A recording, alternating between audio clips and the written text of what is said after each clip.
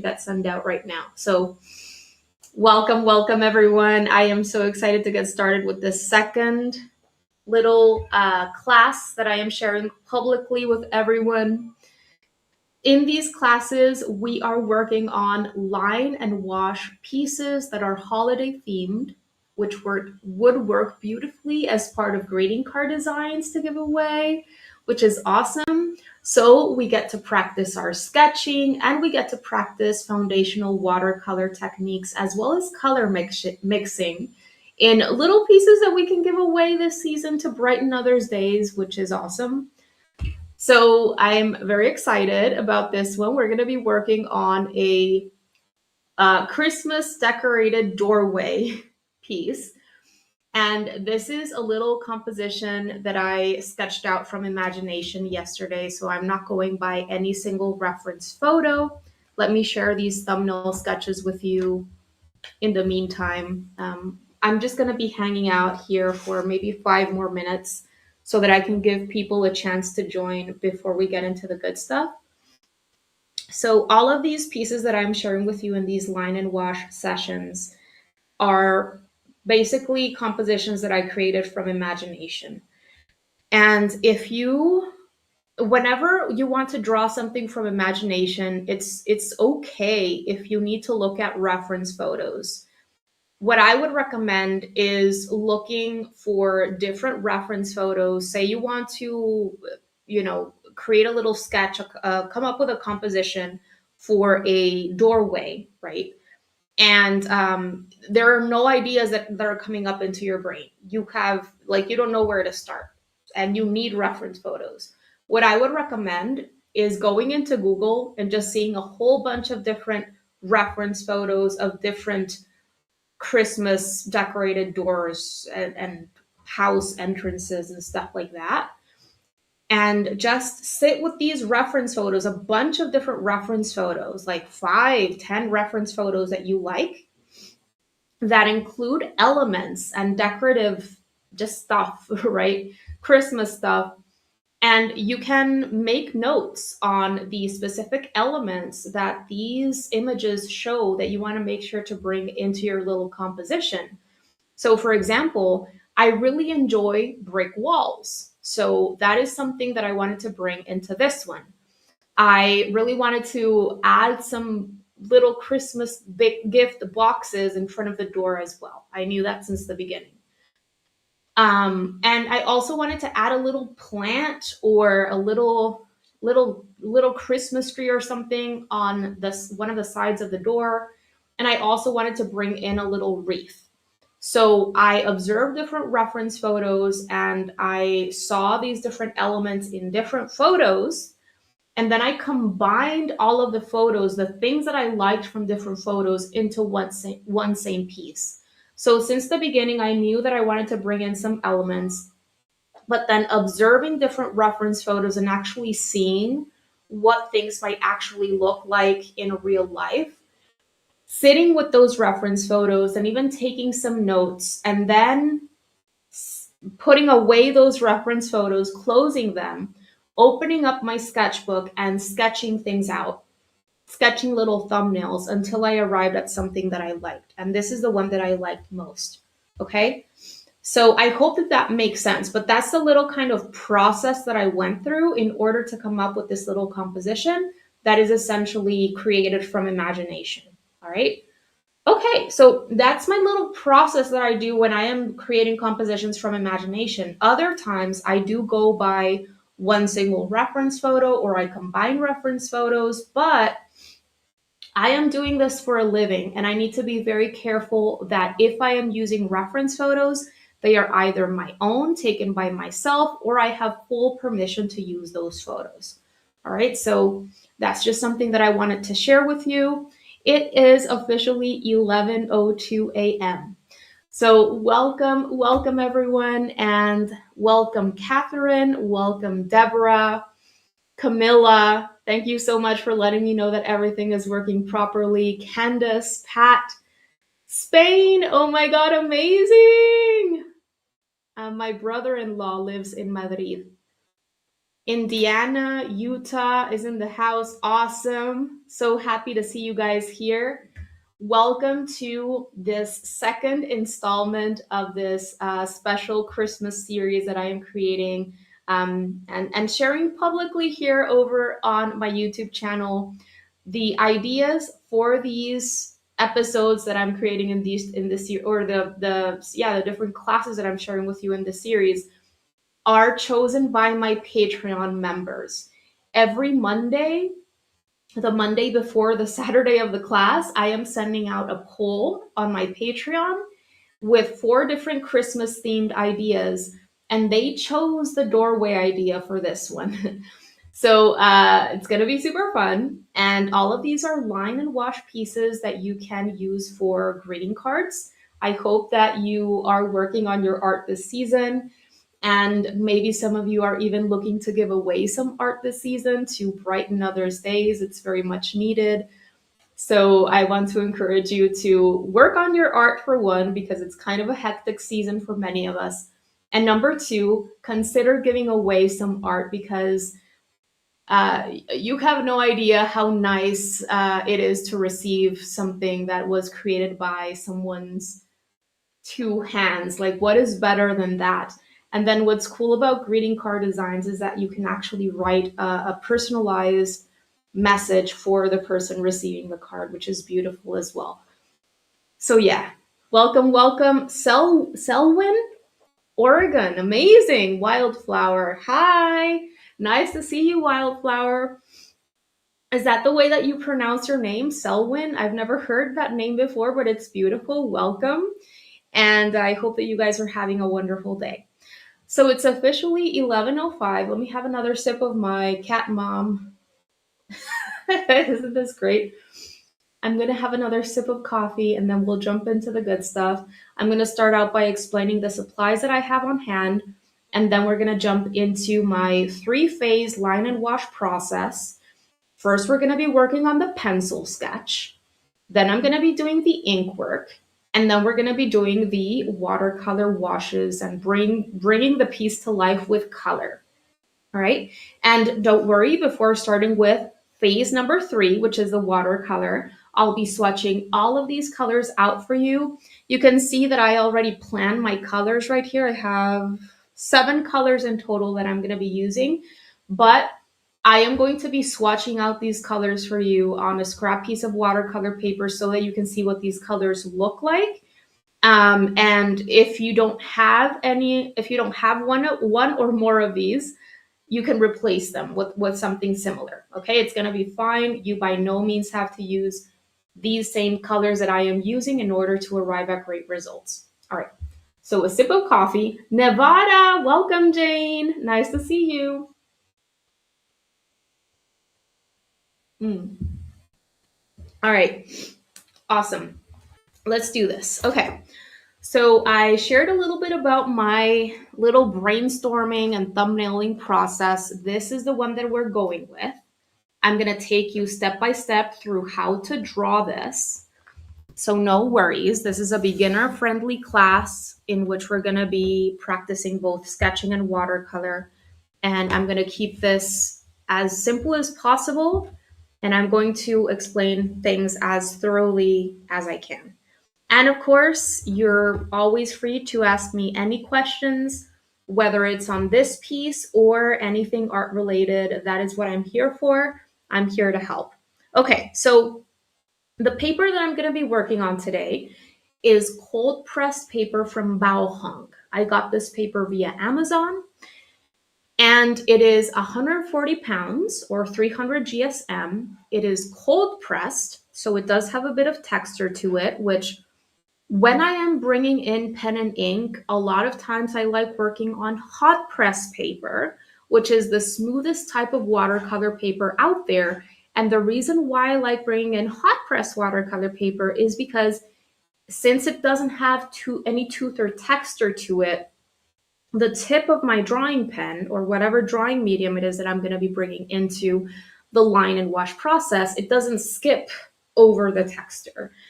This paper does have a bit of texture to it because it's cold pressed, but I am fine with my lines breaking a little bit What I wouldn't, what I would recommend though is whenever you're working on paper that is textured and you're bringing in something like a drawing pen, make sure that you're not pressing down too hard because you can damage the nib of your pen if you're not careful.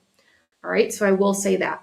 Okay, so 140 pounds or 300 GSM in thickness or in weight. What else? It's 100% cotton as well, and it's great paper. Where I live, which is in Mexico, I can buy this paper from Baohong. Usually, not always, prices kind of shift and change, but I usually get my materials via Amazon. And sometimes this paper is a little bit cheaper than Arches. And it's pretty high quality. I don't have any complaints. I can use techniques such as scrubbing and layering and drain lots of water with no issues at all. And I also usually tape down my watercolor sheet. Right now, I'm not going to because we're going for more of a vignette style where the background color is not going to reach the edges of the masking tape. So there's no reason to actually tape my paper down. But when I do tape my paper down, this Baohong paper, I have absolutely no issues. And I usually just use regular old masking tape to tape my paper down and it doesn't rip. And if you ever are afraid of ripping your paper when you remove the masking tape, one little tip I can provide is just run your pieces of tape over your clothes a couple of times to soften or weaken the adhesive and then tape it down. And that'll kind of make it more likely that you'll not, you'll avoid damaging your watercolor paper at the end. Okay. So in terms of my watercolor paint, I'm going to be using this paint set that has paint from Winsor & Newton's professional line. And I will be swatching out the 7 colors that I'm going to be using before getting started with the watercolor washes. But all of the colors that I'll be using are from Winsor & Newton's professional line.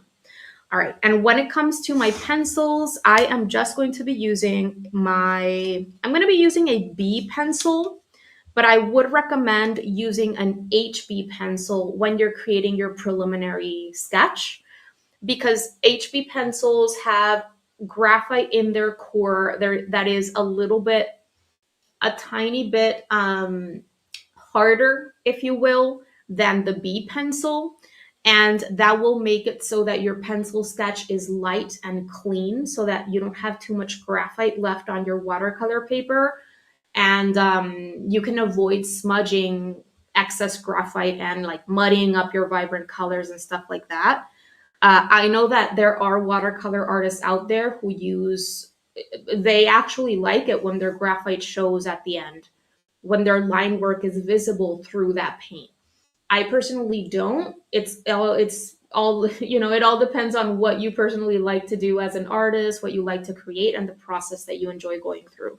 So there is no right or wrong. It's you finding out whatever works for you. But for me, I don't like to see my graphite work at the end, and watercolor is translucent. So we have to keep our pencil work light if you want to avoid seeing your graphite at the end. So I would recommend using an HB pencil, maybe even an H if you like harder pencil grades. The reason why I'm using a B is because you have to be able to see what I'm doing. And the B is going to allow me to draw just a tiny bit darker than the HB without having to press down my pencil onto my paper at all. All right, so that's why I'm using a B pencil. I have my soft graphite eraser on hand, my kneadable eraser as well, in case I'd like to tap over my graphite work to soften it before jumping into the next phase of the process. And in terms of my sharpener, I just like using one of these metallic single sharpeners, basic sharpeners. All right, cool. And also my Micron pen is what I am using for my pen and ink work. It is very, very important that when you are going to be working on line and wash pieces that you use pens that have ink that is permanent and smudge proof. Very, very important. My 3 favorite types of drawing pens, or brands I should say, are Staedtler pigment liners from Staedtler, that's the brand, and also Unipin fine liners from Mitsubishi Pencil Co. And my third favorite drawing pen is micron pens. Micron pens, I find, and I constantly hear comments that they dry pretty fast. And I think, yes, this happens to me sometimes. Their ink for me has tended to last a less amount of time than with the other drawing pens. So there's that. But the pigment liners from Staedtler and Unipin fine liners are my favorites. And then there's this one. I was just able to get them pretty cheap, these micron pens, a couple of months ago. And so I just want to use them. But this is what I'm using. It's a 0.5 tip size. And just whatever it is that you're using, make sure that it is permanent and smudge proof, because you don't want to be smudging your ink work when you start with the watercolor washes. And yeah, I think that's pretty much it. Oh, in terms of my other little watercolor supplies, I always make sure to have extra kind of scrap watercolor paper on hand. And these are pieces that maybe didn't turn out so well that I cut up into sections, or other swatching, little pieces. I always have pieces of watercolor paper like this in my studio, because since we are not able to erase or cover up mistakes when we're working with watercolor, it is very, very important that you know what you're doing with your colors. If you're going to be, I would always recommend planning the colors that you're going to be using before jumping into the process. And also they help you test out your consistencies, right? As you're moving along in a watercolor painting process, you are shifting the paint to water ratios in your color mixtures, but also the paint to paint rate, or the color to color ratios in your mixtures, to make colors lighter or to make colors darker. So you're adding more water into your color mixtures to lighten them, to use paler color, or you're adding more paints into your color mixtures to make them darker by using them in a thicker way. You get a darker value by using them in a thicker way. You get a lighter value by using them in a more watered down way. All right. But at the same time, sometimes, especially when you're working on fuller pieces and you're going for higher levels of realism, you're bringing in a second color or even a third color to lighten it, to darken it, to saturate it, to desaturate it, So you're constantly shifting and changing both the ratios in your color mixtures when it comes the water to paint ratios and the paint to paint ratios. Like, that is a constant throughout the entire watercolor painting process. It's a very fluid process, okay? So having a strategy and having these extra watercolor paper kind of little pieces of paper is going to help you, because you'll be able to test colors out before jumping in. Okay, so I really enjoy these Blue Scott absorbent towels because they are thin, they are untextured, and for me, throughout the process, I am constantly dabbing the tip of my brush onto my towels to remove that excess drippage, to stay on top of water control. And because they are thin and untextured, I can have greater control when I need to do some lifting along the way to lift up some color. I can wrap my finger around this towel and go in a more controlled way to just lift up color from certain sections. Whereas with thicker, more textured towels, that is more difficult to do. And it tends to leave a texture behind when you're using a textured towel. So I love these. I also get these via Amazon. And of course, I have my container of water, and I think that's it. Yeah, so let's jump into the sketching process. It's officially 17 minutes past 11, so we have to get started with this. Let me know if you have any questions on the supplies, and I'd be happy to help you guys out. In the meantime, let's get set up to start with our freehand pencil sketch. Okay.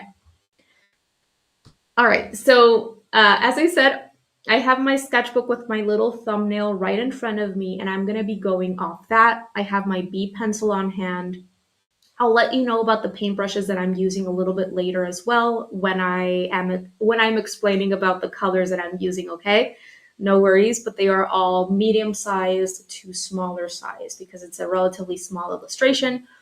Oh, and by the way, this is a 5 by 7 inch watercolor sheet. I cut it into this size because 5 by 7 inches is one of those common greeting card sizes. All right.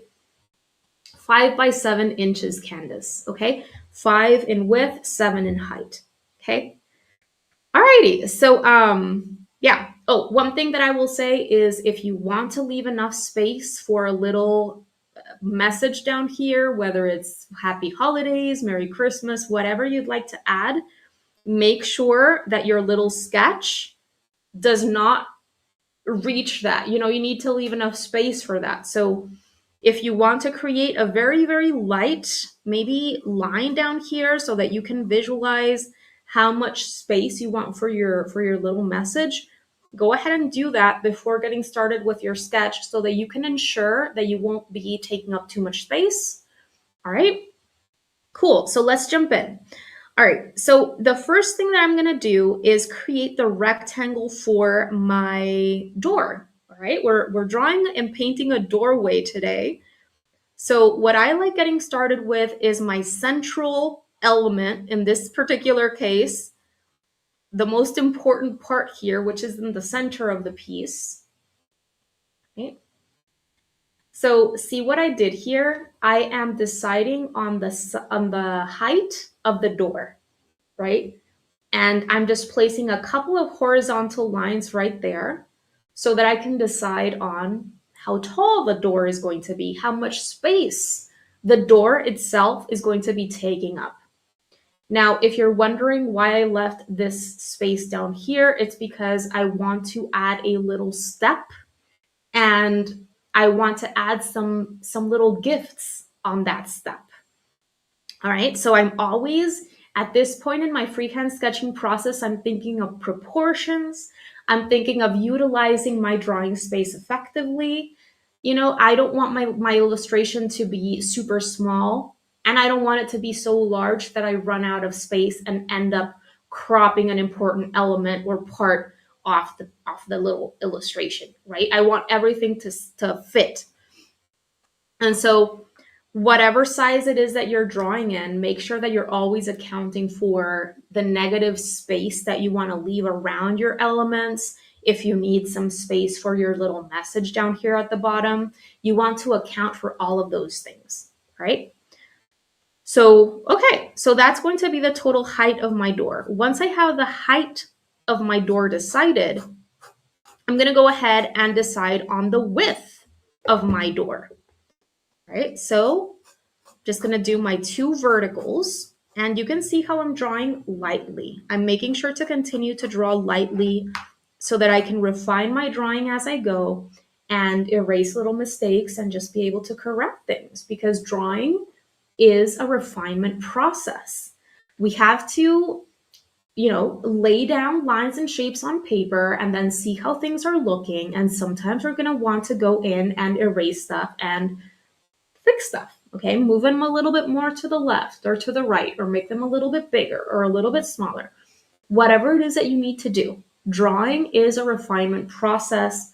You don't have to go in to do, don't expect yourself to go in with perfect lines and shapes right off the bat, because not even the old masters did that. You can see their sketches and you can see how they left lines behind that they laid down in the beginning and just left there because they needed to have something to relate. You know, you need to start laying down lines and shapes, because otherwise you cannot know if something looks right, because you need to have something to relate other things with or to, so that you can get proportions and shapes right.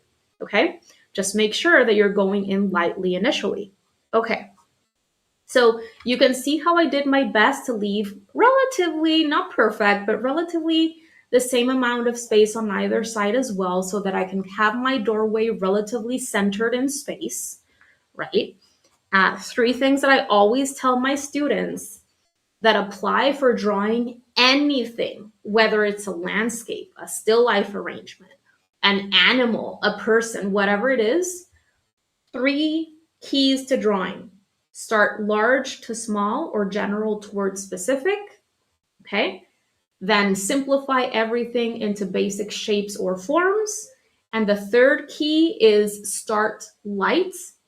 And as you get closer and closer to those proportions, to those shapes that you want, you can start drawing a little bit darker if you need to. In this case, because we're going to be painting with watercolor, I'm not really going to get dark at all. But I hope that you keep those things in mind in the future because they will help you with your freehand sketching, whatever it is that you like to draw. Okay, cool. So as I said, I want to draw a step right here in front of the door. And here's how you do it, okay? There's a little perspective work involved when you're drawing this little step. So here's what you do, okay? Just do a couple of diagonals coming out and down from the corners, bottom corners of this rectangle, right?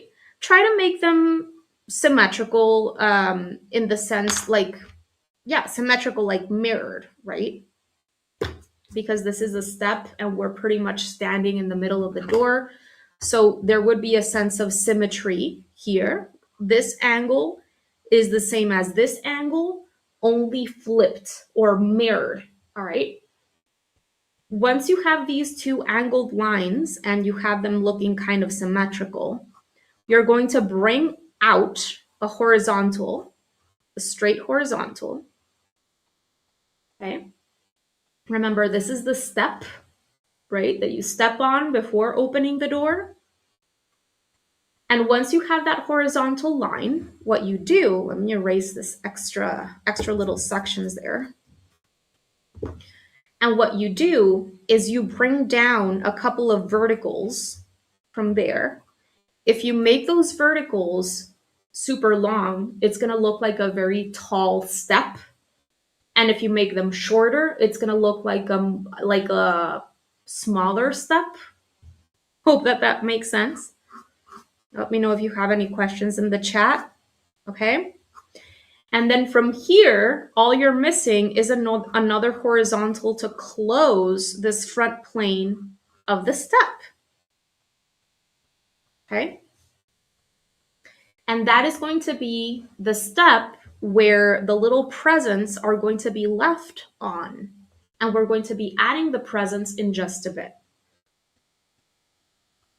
And I'm just making my lines as straight as I can.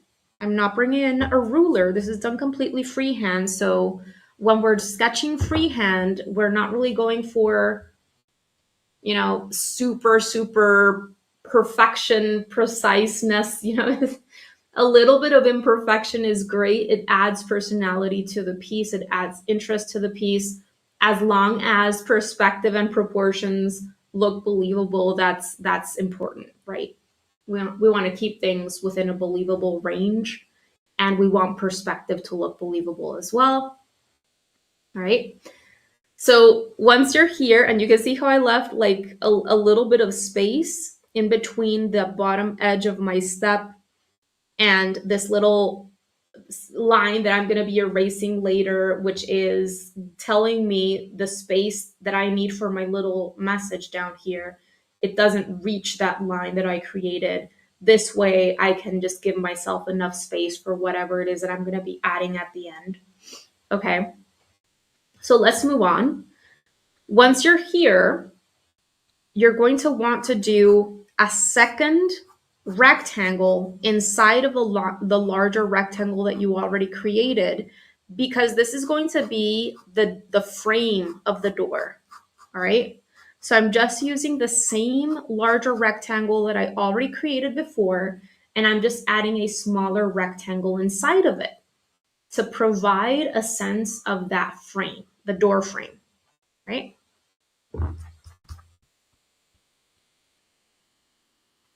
Cool.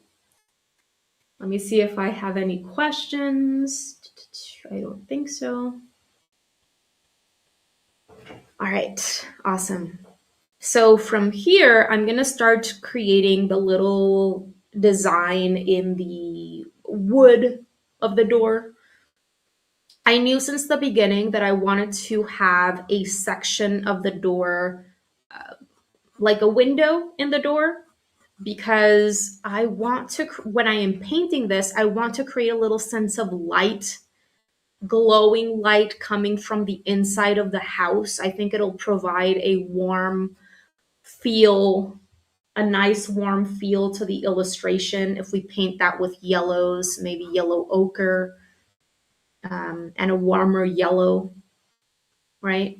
So that's going to be a little window that allows us to see into the house a bit.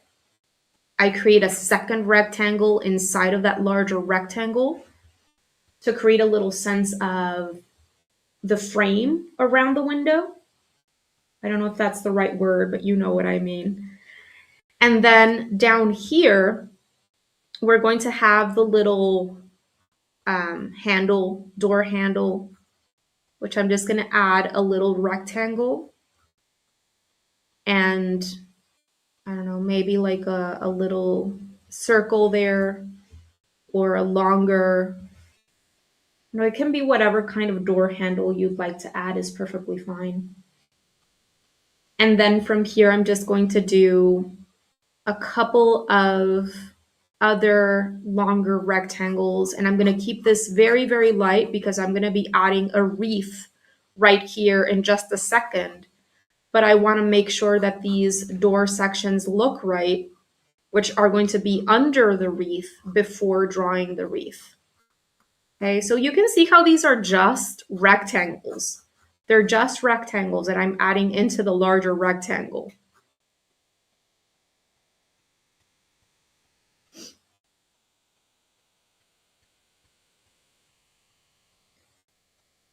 Okay. When you're doing something like this, like any type of architectural element that requires a certain alignment, where, for example, if you're adding windows or doors into buildings and houses, and you need those windows and doors to be the same size and you need them to be aligned, what I like doing is just drawing a rectangle that will kind of envelope in or grouping all of the windows together. And then after you drew that larger rectangle, you separate out the individual windows. In this case, these are just little door design sections. But if you're drawing a house, draw a long rectangle where all of the windows are going to be inside. And then once you have that long rectangle in, you can separate that long rectangle into individual windows. That is going to make it a lot easier for you to create that alignment in your windows and to make them look the same size, as opposed to drawing each window one by one. If you do that freehand and you don't lay down any guidelines for yourself with a ruler or whatever it is, it's very likely that you're going to end up with windows that are, some of them are going to end up being larger than others or smaller than others. And you're also going to have an issue with alignment. Sometimes your windows are going to be going down, sometimes they end up going up. You know, so for me, it all comes back to what I was mentioning before: go general towards specific. Always ask yourself, how can you simplify this process with larger shapes and longer lines so that you can then arrive at that alignment that you need at the end instead of drawing them one by one. I hope that that makes sense, but let me know if you have any questions. Okay, so that's it. Let me just add a second smaller rectangle inside of this. And that's going to be it for all of the kind of architectural elements that I need to add in before starting with my Christmas decor. Okay. Awesome. And that's it. That's it for the door. And now when it comes to the Christmas decorations and also the snow. So I also knew since the beginning that I wanted to add some snow, you know, maybe I don't know where this house can be, but I've never lived in a place where it snowed, or at least not enough for snow to collect on the ground or anywhere. It always dissolves and melts. But, that can, by adding irregularity, an irregular line like that, or an irregular shape, I am giving off the illusion that snow is collecting right there, right above the door. Usually, door frames, they come out a little bit, and because there is that upper plane, snow starts collecting on that upper plane, right? Okay. And you can see how I made this shape or this line very irregular, very asymmetrical. And that is something that I want to make sure to do with all of the elements that I'm going to be placing next. Because right now, this is very, very symmetrical, which usually happens or it usually happens when things are man made. We have more geometric shapes, more symmetry. And then when it comes to organic things in nature, plants, trees, water, rocks, mountains, clouds, all of that, those are organic, natural elements. And when it comes to organic elements, there is a lot of asymmetry, irregularity. And I want to make sure that I'm communicating that. But not only that, when it comes to the Christmas elements that I'm going to be adding around the door, I wanted to make sure to create asymmetry in the composition as well, because asymmetry is going to lead to more interesting results when it comes to compositions instead of keeping things very symmetrical. So I started with something that is quite symmetrical because this is man made, right? This is a doorway. But when it came time to deciding on where my little tree and my presents were going to be, I thought of ways to make my composition asymmetrical. So not symmetrical, not the same left to right. Okay. So this right here is going to be a little plant pot or tree pot right next to the door. And this is going to be a little tree. And I want it to be kind of uh, a smaller pine tree of sorts. I'm terrible with plant names, so if anyone knows what exactly this kind of tree would be, let me know in the comments, in the chat. But I want this to be like a little Christmas tree, a smaller Christmas tree that is sitting outside right by the door. And instead of having two little trees, one on either side of the door, which again would lead to symmetry, what I am going to do is I'm going to have one tree on one side of the door, and then I'm going to balance out the composition by placing two gift boxes, gift boxes, right here on the left. So I'm going to do one larger gift box here, and I can erase my lines that wouldn't be visible through the gift box with my soft graphite eraser. That's a little bit crooked. Let me fix that.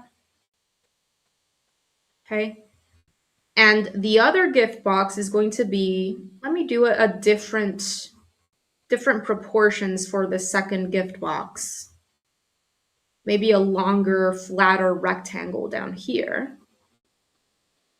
Variety in our, let me grab one of these towels so that I can swipe off these eraser bits with my towel instead of with my hand so that I don't smudge my graphite. Okay, so I'm creating asymmetry, I'm creating variety, and that is going to make the composition more interesting to look at. Okay? So different proportions. And what else in terms of larger elements am I missing? Just the wreath. At this point, I'm just missing the wreath. So I'm going to add in the wreath, and then I'll add in the other little decorative elements in the gift boxes. So for the wreath is made of plants. So I'm going to be creating another irregular shape here for the wreath. I'm just going in with irregular lines, kind of a scribbling back and forth motion here, visualizing these general circle for the wreath. But within that or around that, there are very irregular edges. Okay. And once you have that shape in, you can erase the door sections that you wouldn't be able to see through the wreath.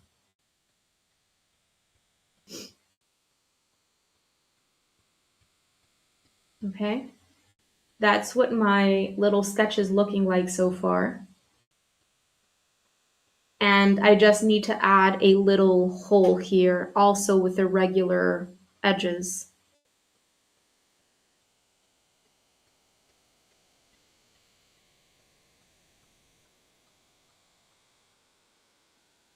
Okay. And then you can add a little bit of a sense of a bow here if you'd like. That's something that you want to add into your wreath. Just the simple bow.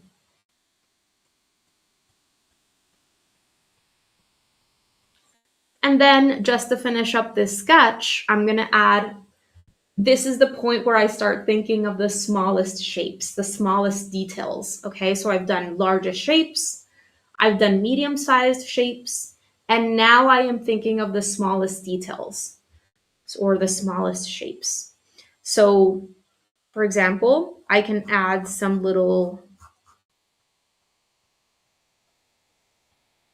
decorative elements in the gift boxes, maybe a couple of lines for bows, something that looks like a bow there, and then a little ribbon for this one here. Maybe this one has a different bow with more sections to it. They're just little lines.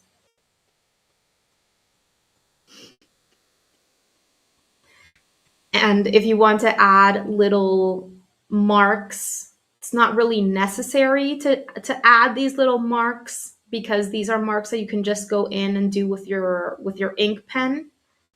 However, sometimes I just find it helpful to add some marks here and there, like for example in the tree. How the thing is that when you're starting, like, ink is permanent, right? You're not going to be able to erase any of the lines and marks that you create with your pen and ink, which is one of the reasons why I first like creating my sketch and pencil.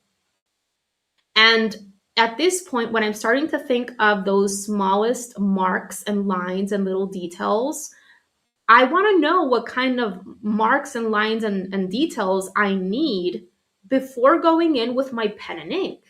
So if I add these little marks with my pencil first and decide on what I want to do in terms of those little texture marks with my pencil, I can rest assured knowing that I know what I need to do with my pen and ink once I start with the pen and ink. Does that make sense? Okay. So that's what I mean with the little texture marks. There are so many different types of marks that you can create. And you want to know if you're going to go in with a scribble, like what is that mark going to look like? For example, here in the tree, I am visualizing the position or the um, direction of the growth of the leaves of the tree as I am creating those little marks. I'm not just going in and creating random marks.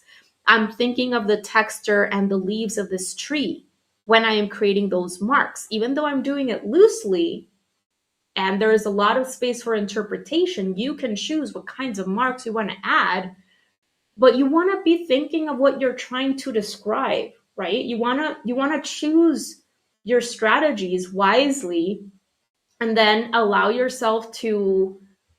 can allow yourself to go looser as you're actually starting with your pen and ink. Okay. And to finish up, I do want to add a little bit of a sense of snow collecting here on this front step. Maybe just a couple of shapes here on the ground. Again, very irregular.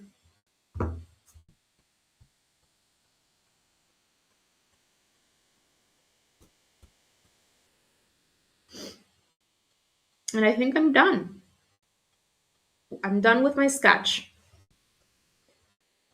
Oh, there's one more thing. And again, you can decide if you just want to go in with your pen and ink and add this in pen and ink, or if you want to go in and decide on how you're going to be adding the bricks around the door. Understand what kind of shape, what kind of line you're going to be creating with your pencil first before going in with the pen and ink. So when it comes to bricks, which I mentioned before, how I knew one of the things that I kind of planned for since the beginning is a bit of a brick texture around the door because I really love brick walls.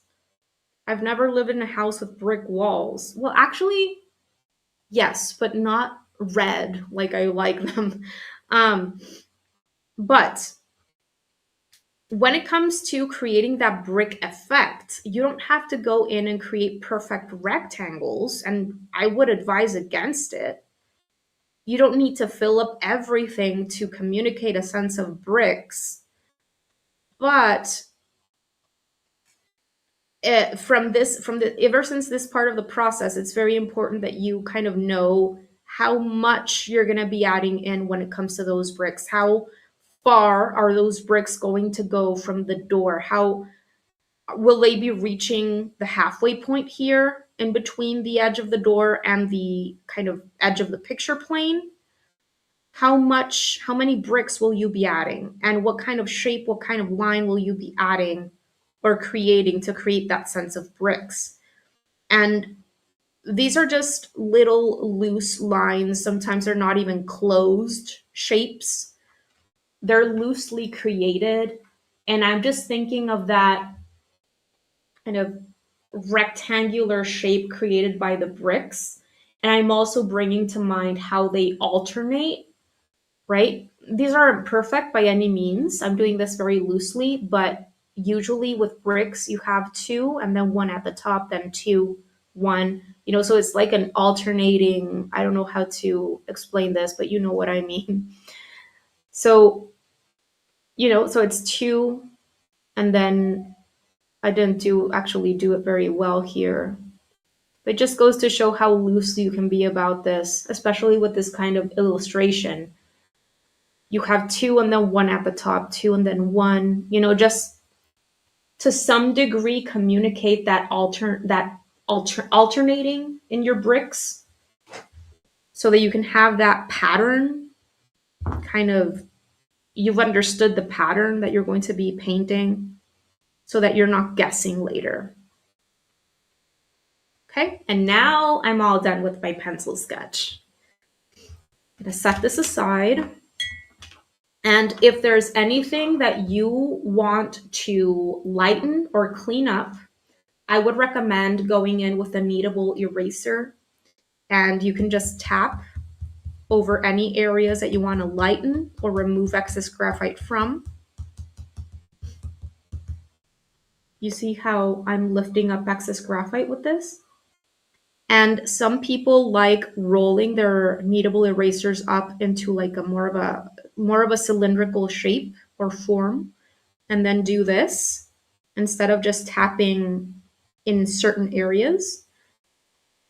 But sometimes I find that if I do this, I lighten everything too much. So whatever you prefer doing, whatever method.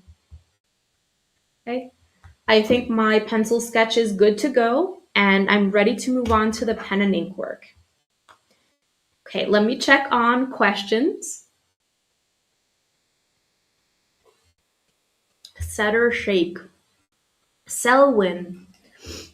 I'm not sure what set or shake is, but I love that you're making this piece your own.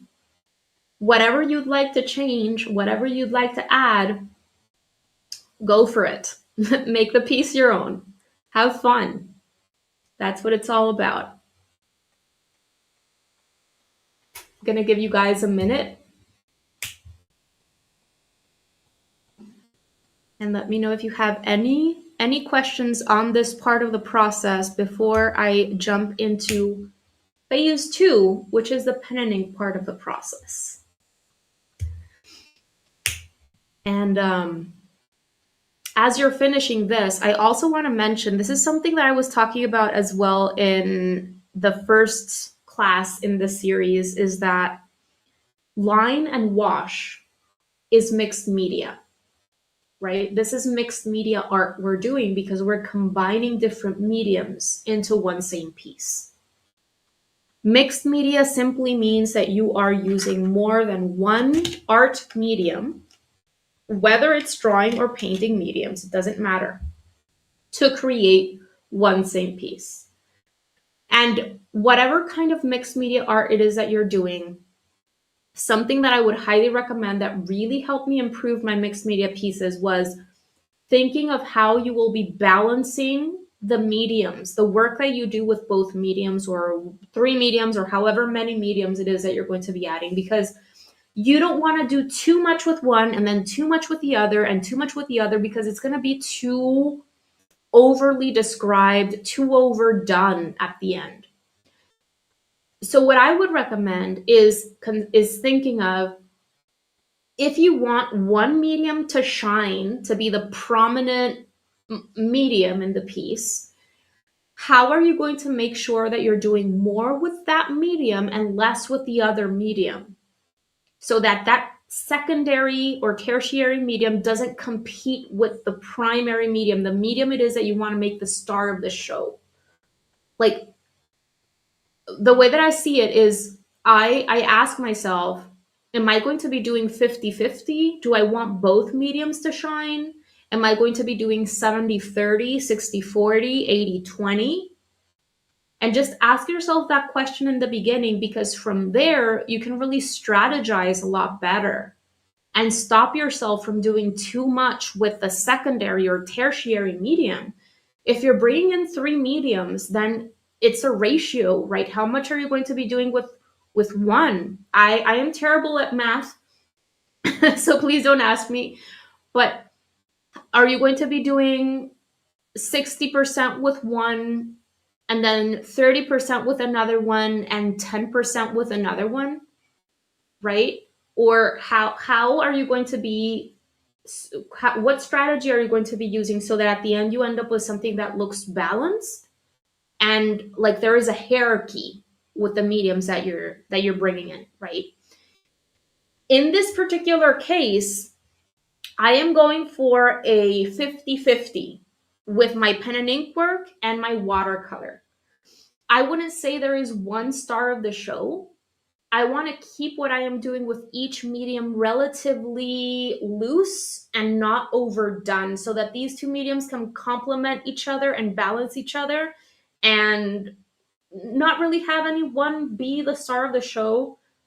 So I want to make sure that I'm not doing too much with either, okay? But maybe in your case, you want to do more with the pen and ink and even less with the watercolor, or more with the watercolor and less with the pen and ink. Ask yourself that question so that you can start making the piece your own. This is the kind of thing that artists think of, to really be able to arrive at their own process, their own way of doing things, and arrive at an outcome that is theirs. This is the kind of question that you should start to ask yourself, especially if you want to get to a point at which you're creating original art that is an extension of yourself. Okay, so having said all that, I'm going in with my micron pen. There's another helicopter passing by, so if you hear that noise, it's a helicopter. When you're starting with your pen and ink, you want to keep it moving, you want to keep it flowing. You don't want to stop and hesitate, because that can lead to stop and start marks. But however, you want to take breaks along the way, little teeny tiny breaks where you're asking yourself, is this element in front of this element? Because if so, I need to be careful and not pull this line all the way down in this gift box, because this gift box is covering up this gift box. And I'm not going to be continuing this line of the door because this gift box is covering up the door, or that part of the door, right? Be careful when edges need to stop, because when there is overlapping taking place, you would, like, part of that edge would be covered, part of that shape would be covered, right? You don't want to just mindlessly start doing the lines. And believe me, to the day, I still have this happen where I do a little section that I wasn't supposed to. But I just did that way more before. Now I know to actually do a section, stop, see what's going on, and then continue.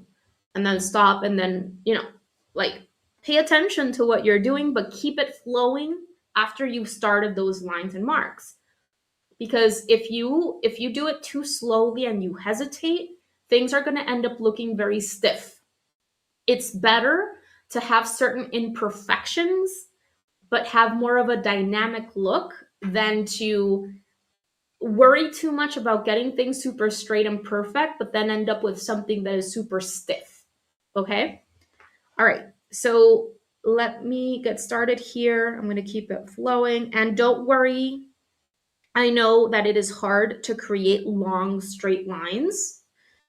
You can see how I'm approaching those lines in sections. I am not forcing myself to start here at the top and create a perfect line, a single consistent line all the way down. I'm doing that in sections. Okay? Sometimes when you force yourself, you get extra nervous, and again, you're doing it too slowly, or you're stopping too much. So allow yourself to do it in sections.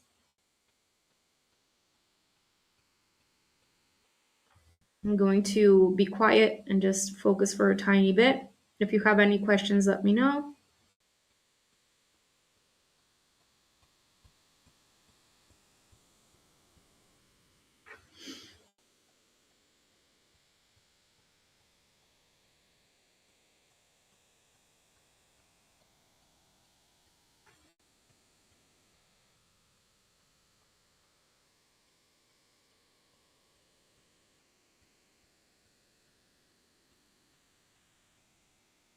Going to start with the man-made elements, the more geometric shapes, and then I'll do the organic shapes.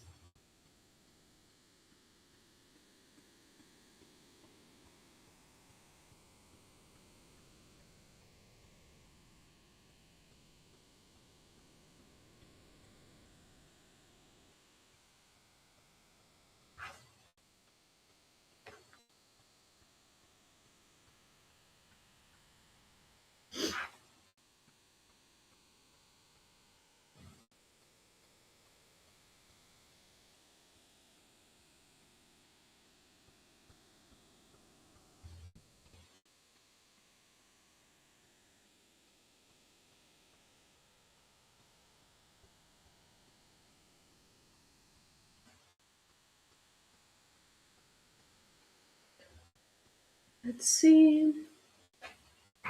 All right, let's see.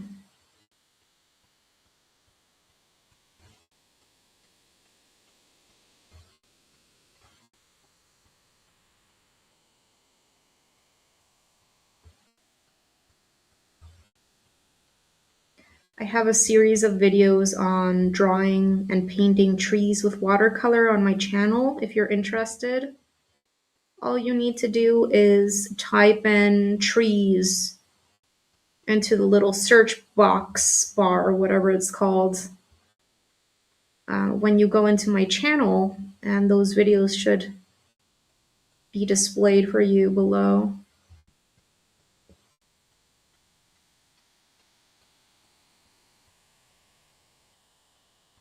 Little marks here.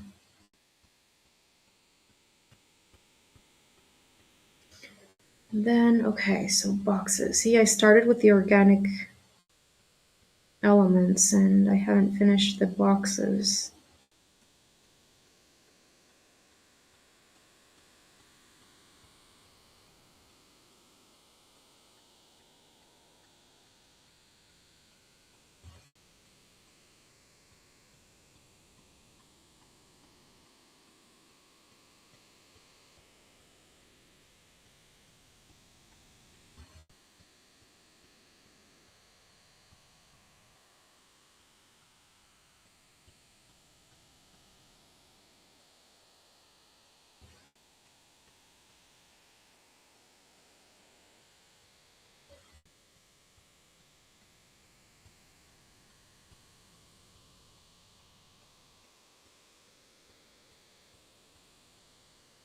And the wreath.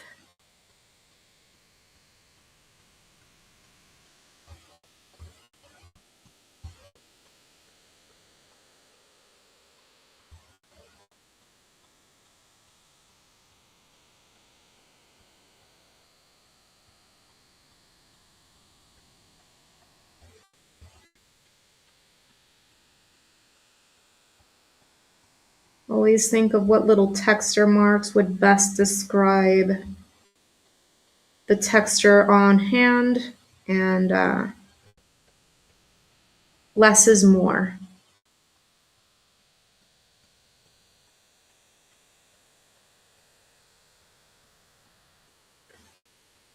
Okay.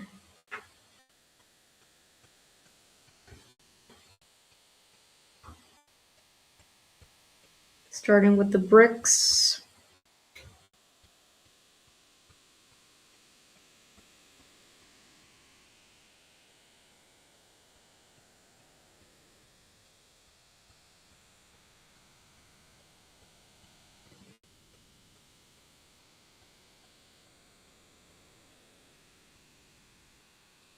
I'm changing my bricks a little bit here.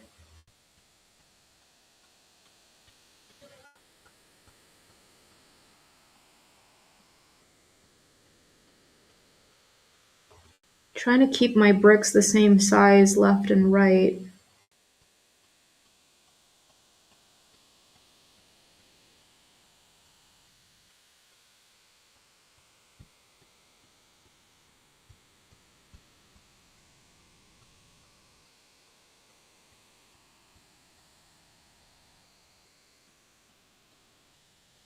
If you have any questions on anything art related, even if it's not about this technique or this these techniques or what we're doing today, please feel free to leave them in the chat. I'm here to help. And there are no dumb questions. We're all here learning.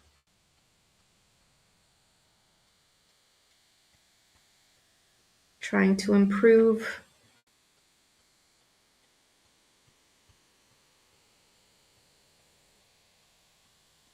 This is a judgment-free zone, safe zone. Okay, so that's it. That's all I'm going to be doing with the pen and ink. I'm going to allow this to dry, and I am going to be erasing my graphite work in just, well, let me swatch out the colors for you that we're gonna be using, or so that you can plan the colors that you're gonna be bringing in specifically while this dries, and then I'll erase the graphite work. Okay. Grab my water. Move this here so that you can see this.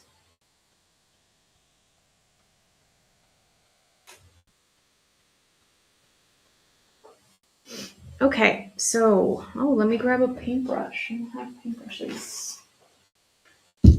Have them here.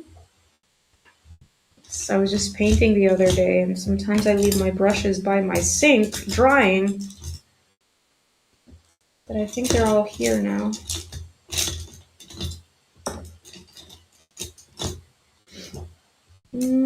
I think those should be enough. I want to make sure that I have a few medium-sized brushes, or maybe a couple medium-sized, a couple smaller. And depending on where the brush was made, sometimes sizes will be a little bit different, and depending on the shape of the brush as well. But here are the brushes that I'm going to be using for this one. I have a size 14 round brush. Whoops, sorry.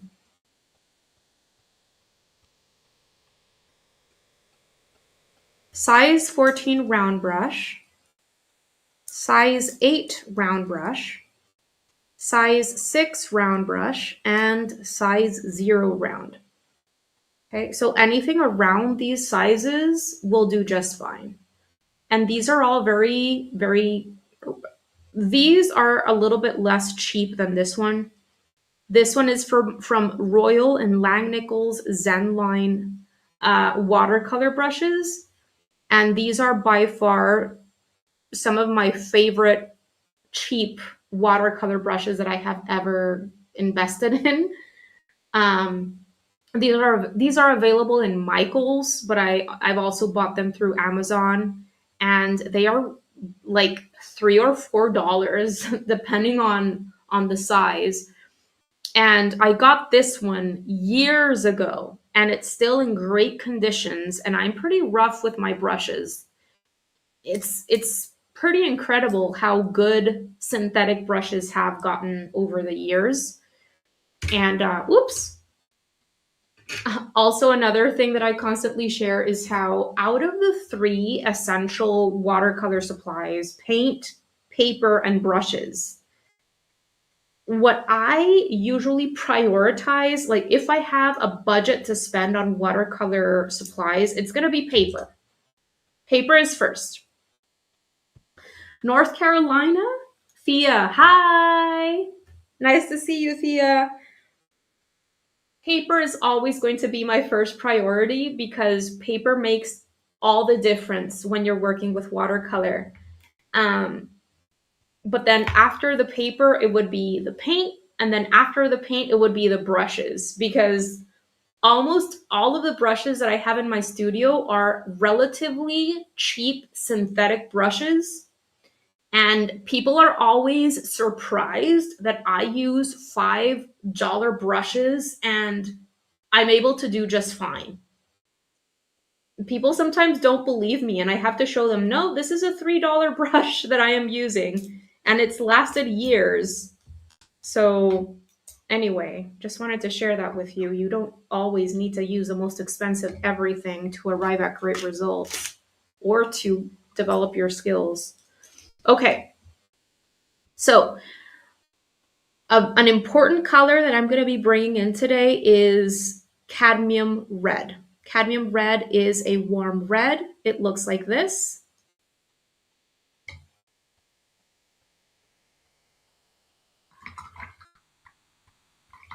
You're very welcome, Thea. Having some fun.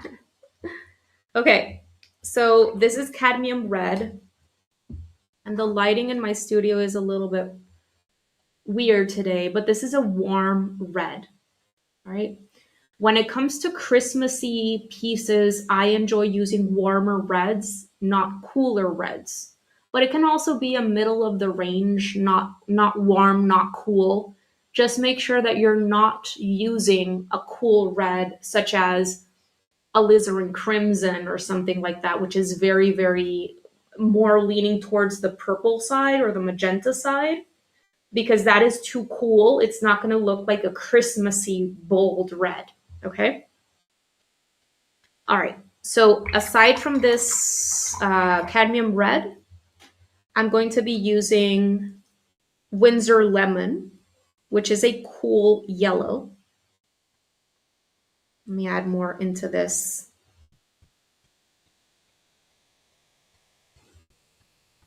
A cool yellow is going to lean a little bit more toward the green side of the spectrum and not the orange side of the spectrum or the color wheel. But you can also just use a middle of the range yellow. Okay, so it doesn't have to be a super cool yellow or a super warm yellow. It can be somewhere in between. But I am also going to bring a warmer yellow in. For me, it's going to be Gamboge. And you're going to see the difference between these two yellows. It's pretty noticeable. This is a warmer yellow, and this is a cooler yellow. Huge difference.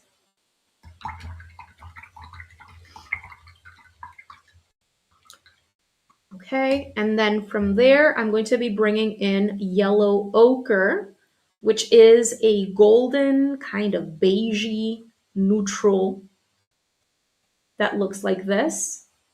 A color that is very similar to yellow ochre is raw sienna. So if you have raw sienna, that can be a good substitute for yellow ochre. Oop. I almost swiveled my brush in my coffee. Happens all the time. Let me grab another one of my scrap pieces of watercolor paper so that I can test out the other three colors for you here. Okay, let's see. What am I missing? An undersea green. Undersea green is the green that I am bringing in for the plants, maybe some of the gift boxes as well. Undersea green is the only color in this set, aside from I think another red that I rarely use that is called Mayan orange. And this is a green from Daniel Smith. I invest in Daniel I invest in Undersea green from Daniel Smith because I have never found another green quite like Undersea green from Daniel Smith. This is a very dark, rich, kind of mossy, natural looking green. And it is very cool. It actually looks a little bit darker on screen here because of my webcam and the lighting situation right now in my studio. But undersea green is a warmer green, and as it dries, it creates a little bit of a texture because it's made up of gold color and green color or pigment, and it kind of separates and creates this beautiful texture because it's granulating. So I've never found anything like it, and I really, really like the fact that it's so dark because when you have a dark color like this, it's very easy to create a nice range of green values. Whereas if you have a very light color, you can only get so dark. The way that I'm going to be creating my variety of values for the little tree is by adding some of my yellow into this green. And that is how I'm going to lighten the green so that I can have a nice range of green values in the tree. Okay? But you can use any green. You can use sap green and hooker's green, or olive green is also a great one that is already looking quite natural, straight out of the pan or tube. Um, you can even use Windsor green or hooker's green or something like that, and you'll be fine. As long as it's not a cool green like Viridian. Okay, so what else am I missing? Cadmium red, undersea green, Windsor lemon, gamboge, yellow ochre. Okay, so I'm missing Payne's gray and burnt sienna. Payne's gray is a cool blue biased gray. It looks like this. And you can see the blue in it. And Payne's gray is one of those colors that different brands offer, but sometimes with some brands, they look bluer than others. This is Payne's Gray from Winsor & Newton, and from what I have seen, it is a lot bluer than, say, Payne's Gray from White Nights. That is not as blue. However, what I like about Payne's Gray is that it is also a combination of two colors. Payne's Gray is a combination of blue and black. So instead of just going in with a flat neutral black, to paint in white areas, such as areas that are covered in snow, you can go in with Payne's Gray, and because it already has an interesting vibrancy because of the blue and a temperature to it, it's going to look better than going in with a flat neutral black. Okay.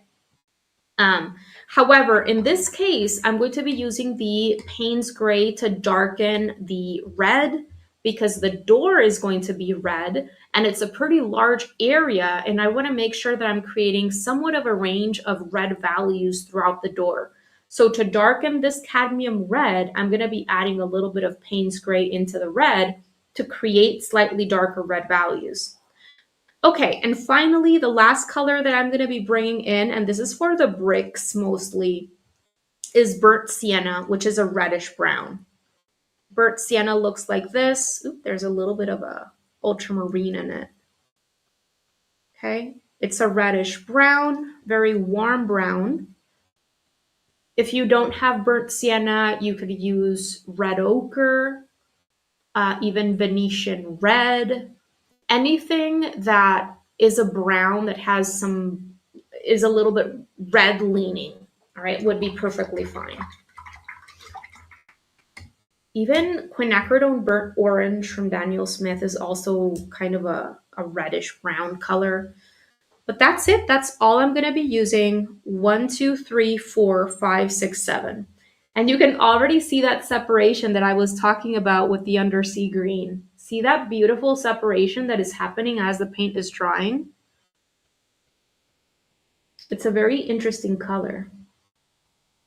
Okay, I'm going to set this aside and I'm going to erase my pencil work. Then I'm going to change my water because it's looking pretty murky. And then we'll start with the washes. Okay, so I need my eraser. How are you guys doing? Jane's Gray is warmer. I've never actually used Jane's Gray, but students have used it, and it's great because it's one of those colors that also has a temperature to it. It's not completely neutral, like a neutral tint or neutral black or ivory black or lamp black. I would prefer Jane's Gray over any of those at any day of the week. But Jane's Gray is different from Payne's Gray because it's warmer. Okay? But it's great. I would totally go ahead and use it. It's great because it's one of those grays that is a combination of colors. Okay, so let me erase my pencil work here. Where I live, it's not that easy for me to get paint from Daniel Smith. I have access to just a few colors easily from that brand, just very specific sets and colors. So my undersea green, I get when I go to the States. I live in Mexico, and here for me, it's a lot easier to get paint from Winsor and Newton. And so that is one of the reasons why I'm almost always using paint from Winsor and Newton, and why I don't use so much paint from Daniel Smith. Okay. So I've erased all of my pencil work, and I'm going to dust off those eraser bits. I'm going to change my water, and we'll get started with the washes. Make sure it's centered. Okay, be right back.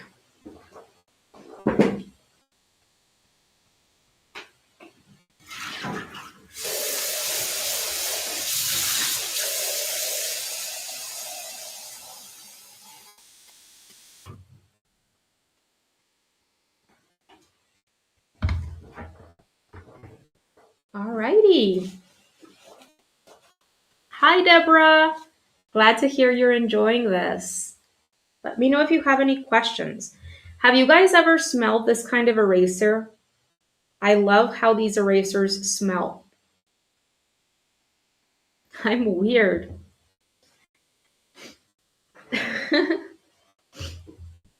Okay, so we're getting started large to small, general toward specific, and a couple of things that I want you to have in mind so that you can end up with great results as you're doing your watercolor washes is, number one, work relatively loosely. Don't spend too long in any single area trying to fiddle too much with the paint or perfect little things that are happening, because with this kind of illustration mixed media piece that we're creating, this is meant to look loose and fresh and easy in a way, right? And if you start doing too much fiddling with the paint after you've placed it on paper, too much layering, you try to get rid of little organic effects that are happening, that is going to flatten areas out. It's going to make it look overworked, and you can end up with even more textures that you don't want. Okay. And the other thing that I wanted to kind of make sure that you have in mind as you're moving through this is, remember to create a range of values everywhere as much as possible, even in the smallest areas. And what I mean by this is, you want to have lighter areas and you want to have darker areas, okay? Because value is even more important than color correctness. And there is a difference between value and color. I have a video in which I explain the 3 properties of color, and you can find it on my channel by just typing in properties of color or color theory in the little search bar in my channel. And I explain the difference between hue, value, and saturation. Okay, hue is another word for color. It's the color in and of itself. And value is not the same as color. Value refers to the lightness to darkness of a color, how dark or how light the color is. So if you were to open a photo and completely desaturate it, there's another helicopter going by. If you open up a photo in Photoshop or whatever photo editing software or phone app you have, and you take away all of the color, you turn it into a black and white photo, you're going to see a range of values in that photo, from very dark areas that look black to a wide range of midtones to your lightest areas that look white. Okay? Those are values, and it's easier to see how values relate throughout a photo when you see the photo in black and white.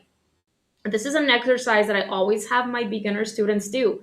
Use black and white photos until you have understood the importance of value and you're able to tell value relationships so that you can make them happen. Because if you can't do it with a black and white photo, it is going to be very hard for you to do it with a full colored photo, because you have all of these value scales or color scales. You see, every single color has its own range of values, from the lightest version of that color to the darkest version of that color. And when you see a photograph in full color, you're having to relate blue areas to red areas to brown areas to gray areas. All of these different colors have different value scales. So it's very hard to tell if this red area over here is lighter or darker than this blue area over here. I hope that that makes sense. When you unify all of those colors into one same color, or you desaturate the photo and turn it into a black and white photo, then you don't have to worry about relating different values of different colors with each other. It's only one single color that you're seeing. So it's easier for you to build up that skill to tell between different value areas, be able to know, is this area over here lighter or darker than this area over here, so that you're then able to do it with a full colored photo, okay? But this isn't a highly realistic illustration or piece that we're creating right now. However, the reason why I got into value is because even with semi-realistic illustrations like the one that we're working on today, it's important to bring in a range of values everywhere, because in real life, that is how things look in real life. In real life, everything around you, it's not going to have a flat value or color all throughout, because there is light, there is shadow, right? And everything around us is a voluminous structure made up of different planes that is being affected by light, and light is illuminating the planes that are facing toward the light, and the planes that are facing away from the light or that are being covered up by other elements are going to be darker. And where in whatever level of realism it is that you're after, value is always going to be number one. You have to be developing lighter areas and midtones and darker areas. And of course, the more realistic you want something to look, The wider the range of values and the more careful you have to be about keeping the light consistent and all those things. But even in simpler illustrations, you're going to end up with results that have more dimension and glow to them if you are mindful of value, of having lighter areas and darker areas. I hope that that makes sense, okay? But let's do this. So I'm going to start with the door, which is one of the largest areas and the central element here.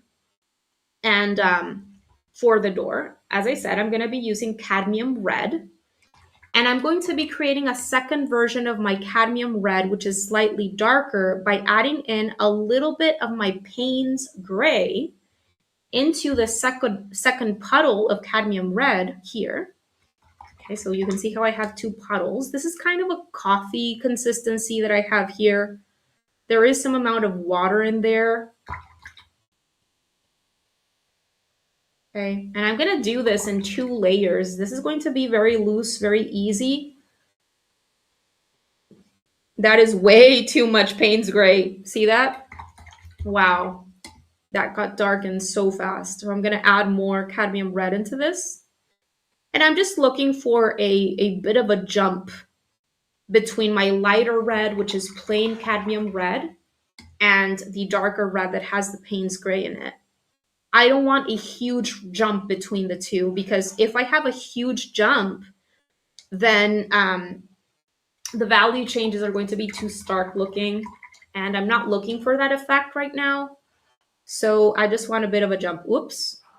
Again, I need to add more cadmium red. That Payne's gray is intense. Okay, there we go. I'm going to leave these like that. I have my lighter red and I have my darker red. Right? And what I'm going to do is I'm going to start painting in the door shape, nice and quick. And I just realized, I'll do that later. I realized that I'm missing a couple of lines right here in the wreath. But if I do it right now, I can run the risk of that not drying on time. So what I'm going to do is I'm going to see how things look later at the end. And if I want to add those lines at the end, I'll do it at the end when everything is dry. Okay. Wow. So I am going to continue using my size 14 round brush. I'm going to load up a good amount of this cadmium red. And you can see how I'm taking it from the edge here of my puddle, and it's relatively watered down. And I'm going to paint in the entire door shape nice and quick, trying to do this fast. I'm just going to work around the little window that I'm going to be painting with yellows. And I'm also going to be making my way around the wreath. And I want to paint nice and quick because I am painting on dry paper. And dry paper is thirsty paper. So because I don't want any edges around these shapes that I'm painting in, I need to make sure to paint fast. Now, if you're finding that things are drying quickly for you, too quickly to the point that even if you're moving relatively fast, you're still being left with edges, I would highly recommend turning off any heating systems, any fans, any air conditioning, whatever thing like that can speed up your drying process. I would recommend turning those things off, especially when you're painting larger areas, because those things can definitely affect how quickly or how slowly your paint is drying on you. Okay, so that is my first layer with just cadmium red. You can see that it's looking relatively pale because I'm going in pretty watered down. What I'm going to do is add more cadmium red into my mixture, and I'm going to drop in more of my cadmium red here and there while this first palest layer is still wet. Because again, going back to the values, I want to develop a nice range of values in my door. I want some lighter areas and I want some darker areas. I don't want a flat single value because that's going to lead to flatness in the piece, okay? Removing that color from my paintbrush bristles, removing that excess water by dabbing the tip of my brush onto my absorbent towel. And I'm just cleaning up edges here, maybe helping those transitions happen a little bit more smoothly between my lighter values and my darker values, pushing the paint, which is still wet, a little bit closer to the edges of my wreath so that I'm not left with too many white slivers of paper unpainted in between my elements. And while the paint is still wet, I'm going to take some of my darker red and I'm going to drop it into certain sections just where I want to create darker shadow shapes.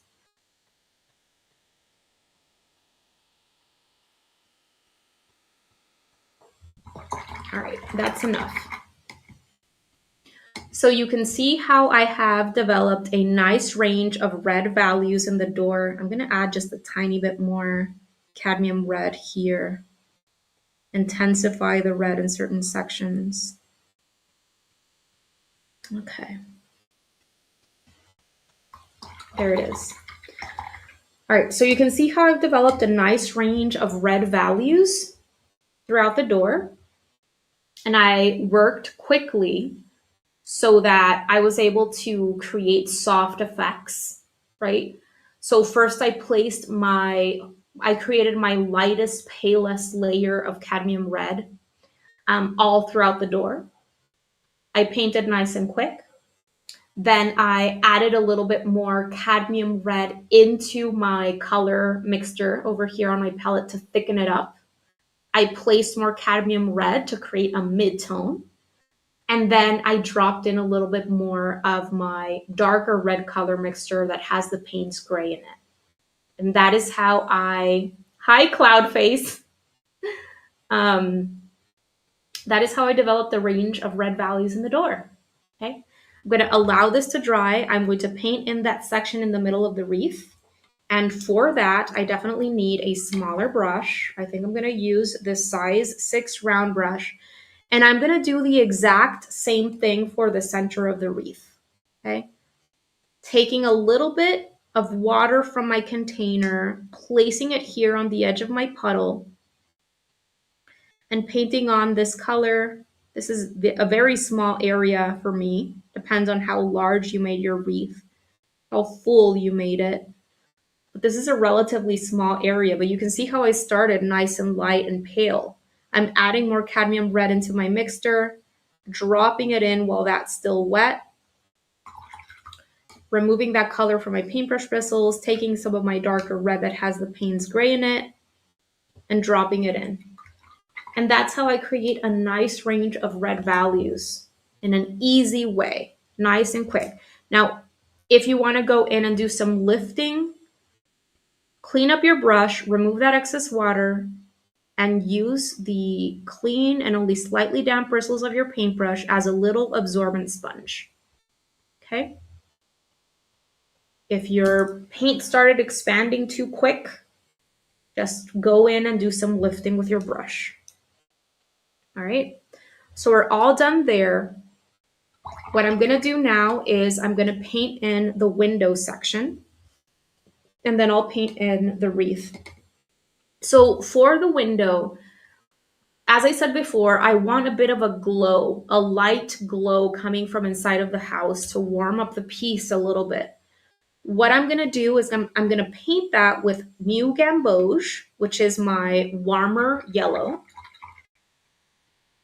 And I'm going to add a little bit of yellow ochre as well. Yellow ochre is the more neutral, beigey, golden color over here that I swatched out before. I'm going to continue using the size 6 round brush. I'm going to go in with my new Gamboge and paint this area in quick. Make my way around that upper section of the wreath. Taking some of my yellow ochre and dropping it in a very irregular way, just for a bit of value and hue variation in that window area. If you want to do any lifting, remove that paint from your paintbrush bristles and lift.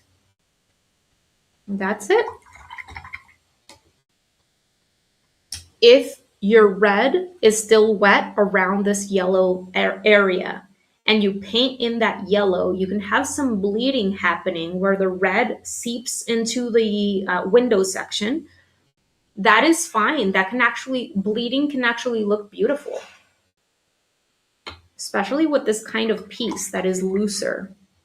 Okay, I'm gonna paint in the wreath now. So for the wreath, I'm gonna be bringing in my Undersea green from Daniel Smith.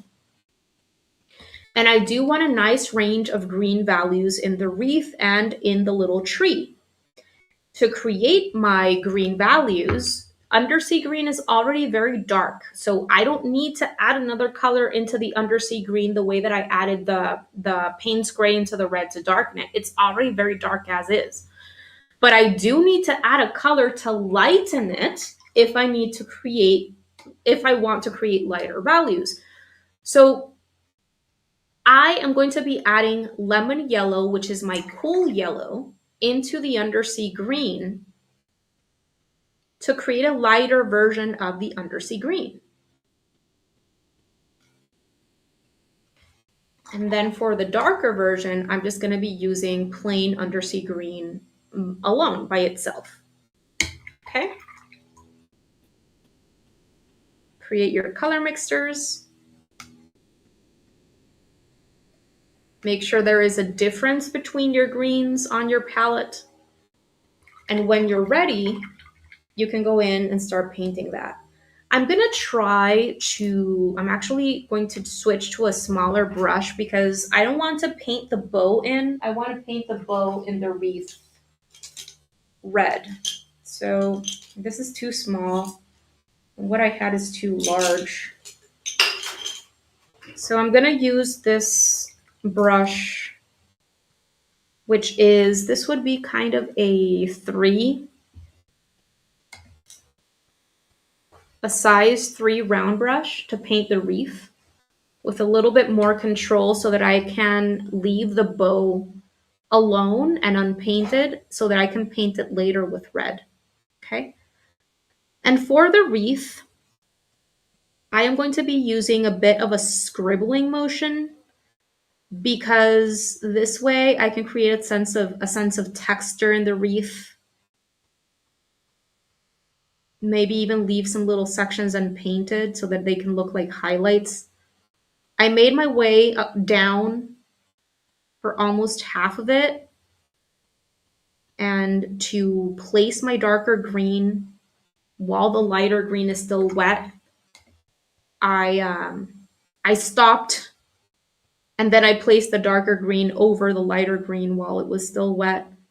Okay, so if you want those soft effects, you need to place the second color, which is the darker color, over the lighter color while the lighter color is still wet. Otherwise, you're not going to get those soft effects because you have to be doing it wet on wet.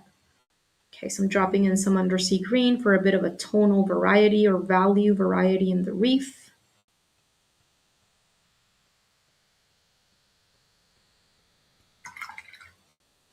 Okay, I'm going to paint the upper portion. So you're going to see a trend as I'm painting all of this, and it's that I am always working light to dark, always building toward those darker values.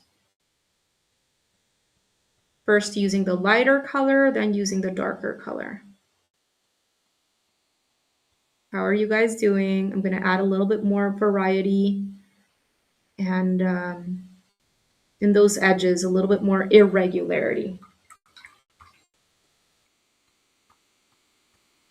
Okay, great.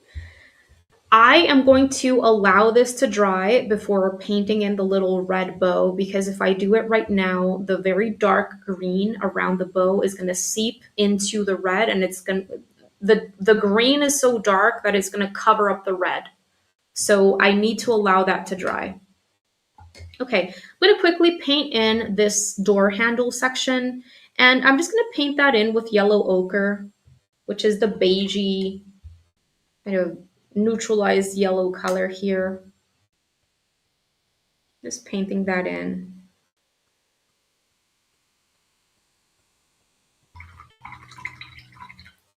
It's such a small area that it's hard to develop a range of values there, especially with that golden color that we're using there.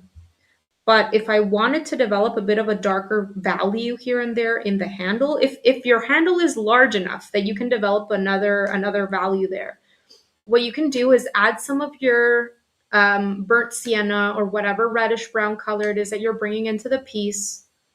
Create a second version of the yellow ochre by adding in some of that into it, and just drop it into certain little sections in the handle, and you'll get a bit of a value variety there.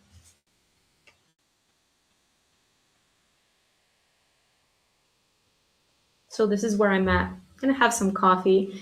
Do you guys have any questions so far?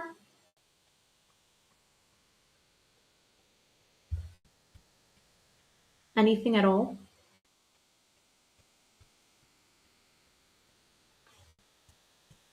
Okay, let's continue. Okay, so I am going to paint the door frame with this color that I just made, which is a mixture of yellow ochre and burnt sienna. I think it'll look nice with this color. And to add a little bit of a tonal variety, I will just add a little bit more of my reddish brown into this mixture to darken it up a little bit more. And I'll just drop that into certain sections. I'm gonna paint this nice and quick.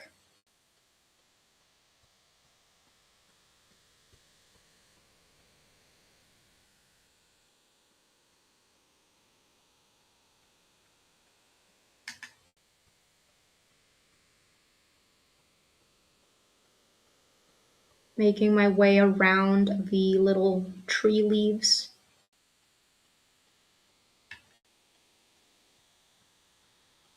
I swear I end up with paint on my face all the time. Start placing my hand and arm on wet paint, and then I'm just touching my face. Ah. Okay, so that's my first color, and if I want to add a little bit of a darker value here and there, just drop in a little bit more burnt sienna, either on its own or after having mixed it with your yellow ochre on your palette.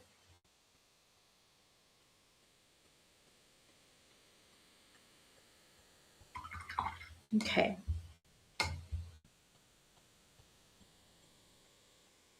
Great. Moving on to the next thing. So I'm gonna go ahead and paint in the little plant pot right here under the tree.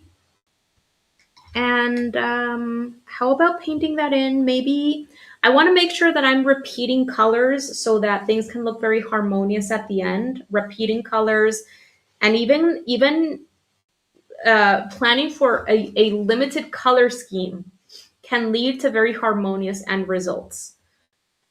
So I'm thinking maybe green for the little plant pot, repeating the colors that I just used in the wreath. Actually, no, because then it's going to be all green with the tree there. So maybe yellow or red. Let's see. I'm going to do yellow ochre. I'm just going to place some more of my yellow ochre over here. And then I'll drop in some burnt sienna here and there to darken some areas. See how I'm always thinking of what color I can bring in to darken areas or lighten areas?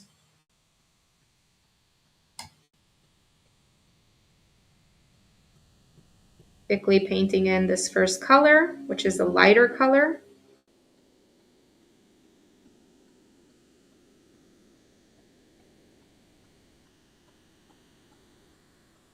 Dropping in some burnt sienna.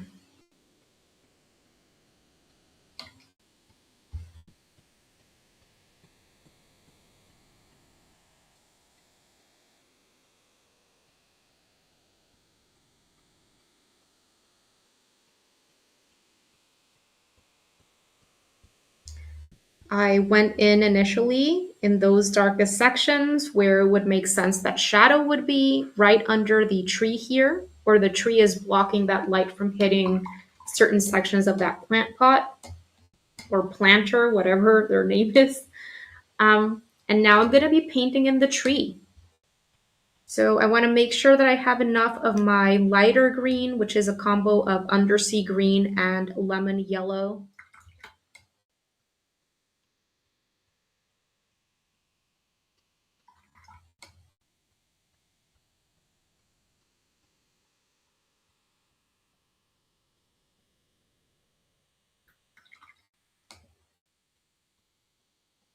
And my darker green. Continuing to use my brush, which would be the kind of a size 3, around that size. And I'm going to start with my lighter green. You might even want to water it down a little bit more. Take your color from one of the edges of your puddle so that you can go in relatively light. And I'm going to do downward flicking motions to help me communicate the direction of the leaf growth and the texture of these leaves in this tree. I'm going to paint in a section with my lighter green and then drop in some of my darker green before that lighter green dries so that I can have a nice range of green values in the tree. Remove that green from my paintbrush bristles, remove that excess water, and continue with the lower portion, making sure that I'm starting with my lighter green first. And you can see how it's not a paint by number situation where you're painting in something with a solid block of color. You're doing brush strokes, and sometimes you're leaving little sections unpainted. And those sections are going to look like highlights when you're painting with watercolor. You see, when working with watercolor, white is not really necessary because you're incorporating the white paper as part of the piece. And it's very important that we incorporate the paper as part of the piece because that is going to help us arrive at those light, glowy paintings that this medium is so allows us to create, right? Which is so distinctive of watercolor. Okay, so the little tree has been painted and you can see how I have a nice range of green values in the tree. See how I have lighter green areas and darker green areas and even some little sections that I left unpainted and they look like highlights there. Okay, moving on from there, I'm going to move on to, let's paint the little, oh, you know what? I can paint the little bow in the wreath now. For the little bow, I am going to be using a very, very small size 0 round brush. And this is so small that I'm just going to go in with one single color. Paint that with my red, cadmium red. If your ribbons for your bow are larger and you want to actually develop 2 values in there or something like that, go for it. Mine is very, very small. These shapes are very narrow. Okay. Great. So I'm going to switch on back to my size 3 round brush and I'm going to paint in the little gifts. So let me think about the colors that I want to use for my gifts. Maybe green for this one and yellow for this one, and then the ribbons can be another color. I definitely want to repeat this bright yellow here, and then maybe green in this one. I think that'll be a good idea. Definitely not red because I don't want, at least I don't want the bulk of these gifts to be red because they're right next to a very large red shape. So I am going to go in, let me change the direction of my watercolor palette so that you can see what I'm mixing together here. So I'm going to make this one here similar in color to the window section. So this is Gamboge. And I also want to prepare a bit of this. This is yellow ochre.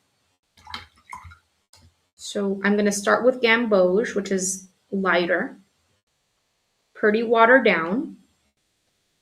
And I'm going to paint this in section by section, avoiding painting the ribbon because I want to make that a different color. Painting a couple of sections, dropping in some yellow ochre.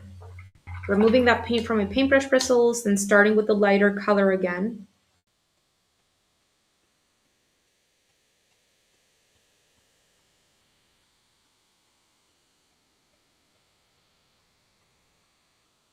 Dropping in some yellow ochre.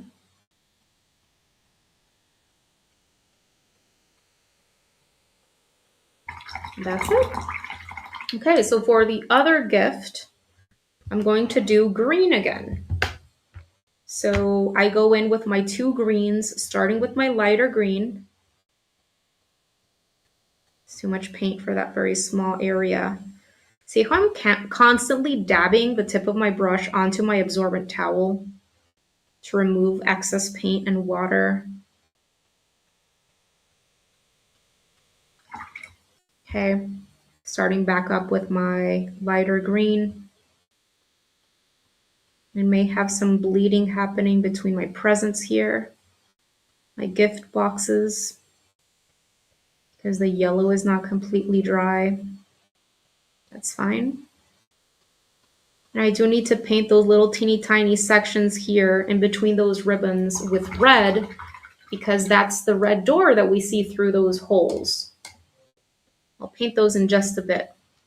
Okay, so I want that to dry because since the ribbon sections are so narrow, I would rather not have bleeding happening there in my ribbons. So I'm going to leave that to dry, and in the meantime, I'll tell you how to develop a bit of a range of gray values in the snow. So for the step, let's just say that I want the step to be gray, a concrete step, right? So I'm going to use my Payne's gray.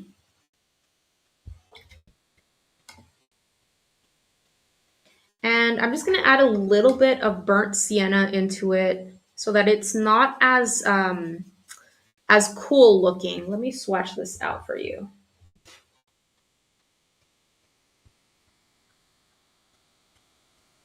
Okay, so I warmed up my Payne's gray just a bit by adding some burnt sienna into it. And I'm going to be using that to paint the concrete, the step. But I'm going to make my way around these little mounds of collected snow because I want those to look white, right? And if I want that to look white, I just need to avoid painting that because the white paper is going to make it look white. So I'm going to water down this gray mixture that I just created.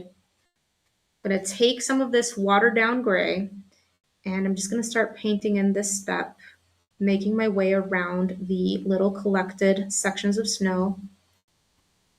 And dry brushing could be nice here if you want to add a little sense of texture in the concrete. How do you do dry brushing? Just kind of take a small amount of paint and go back and forth.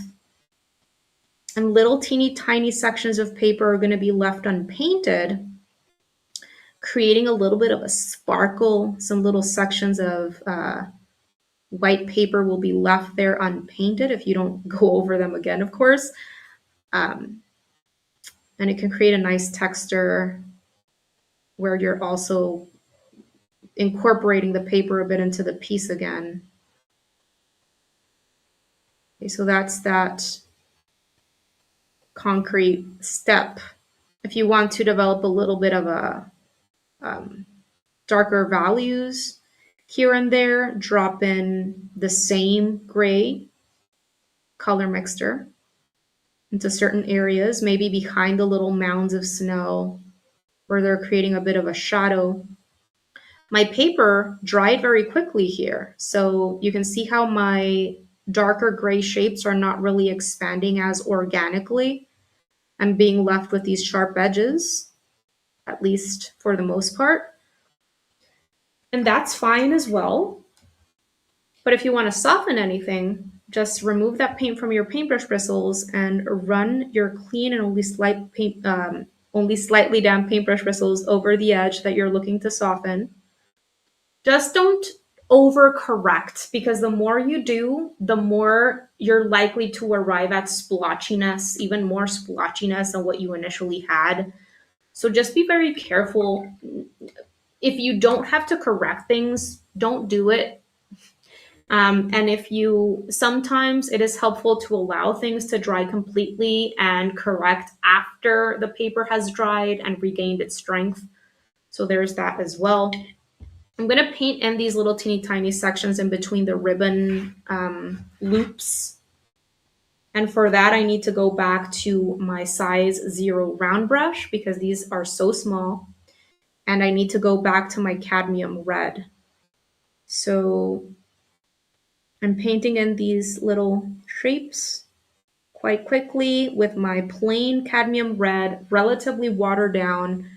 And then I can go in with thicker cadmium red, drop it in here and there. And then if you want to go in with even darker red, take some of the red that has the gray in it and drop it in. There we go. Now I need to allow that to dry before painting in those ribbon sections. But this one is already pretty dry, so I can go in and paint those ribbons there. Let me think. Okay, so I'd rather not paint in those ribbons with red because all of that it's too close to large red shapes. So maybe yellow ribbons here and maybe red ribbons over here is going to be the best option. So I'm going to continue using my size 0 round brush, and I'm going to go in and paint the ribbon for this gift box red.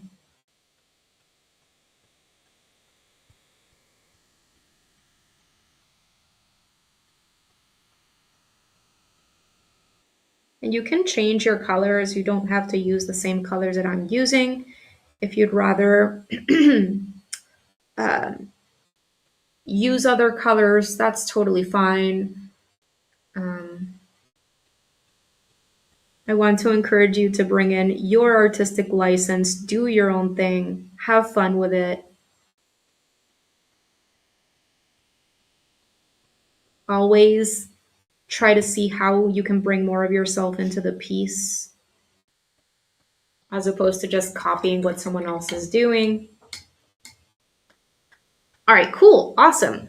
So while those little red sections dry, I still don't feel confident that I can go in and paint the ribbon. So in the meantime, I'm gonna go ahead and just develop a very light range of gray values in the little collected snow areas.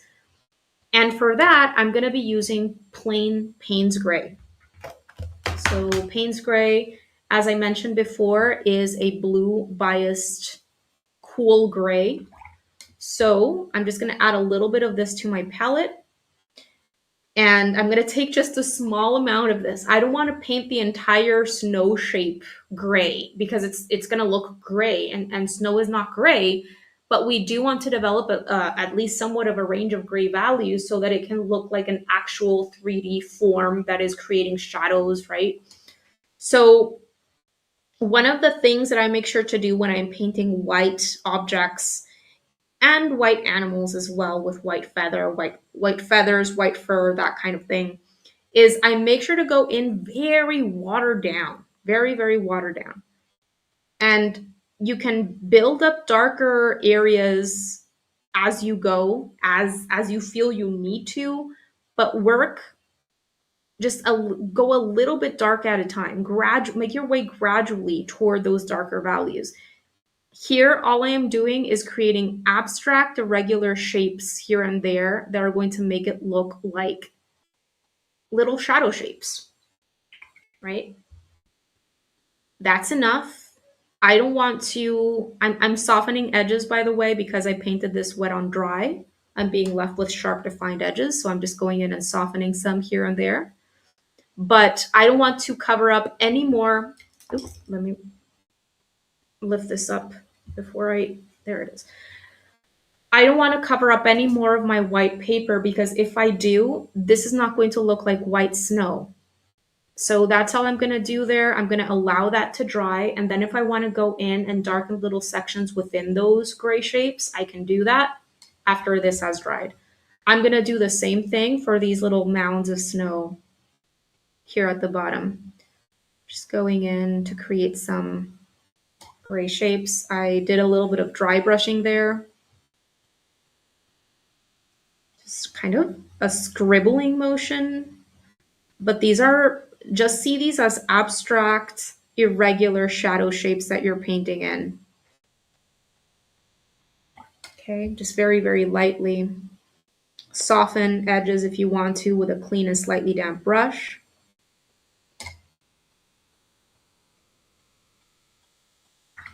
That's it. This is pretty much dry now, so I can go ahead and paint that with my yellow. I'm going to keep using my size 0 round brush, starting with my Gamboge.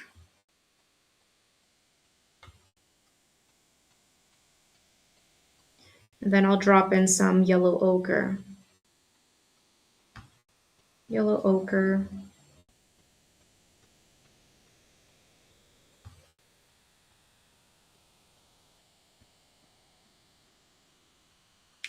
Okay, awesome.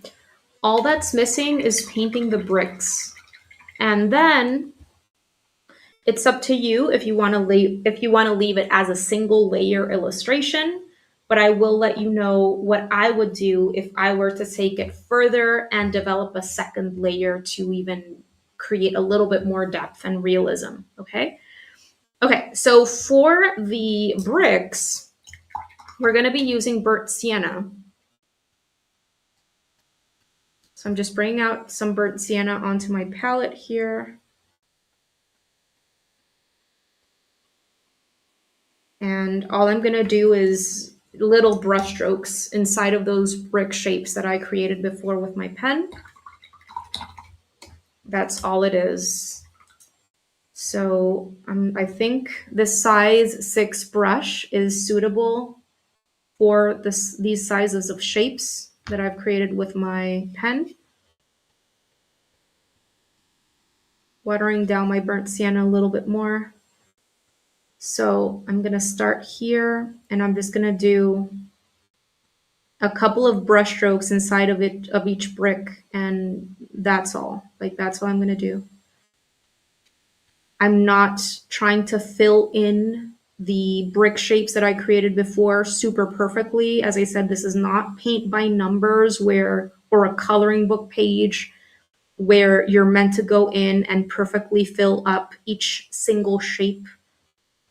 You're using brush strokes, right? These are more abstract shapes, organic shapes.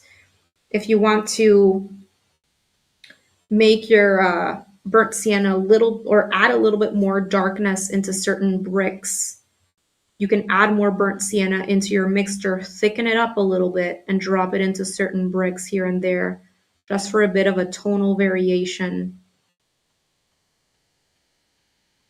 Maybe you want some bricks to look darker, others to look lighter.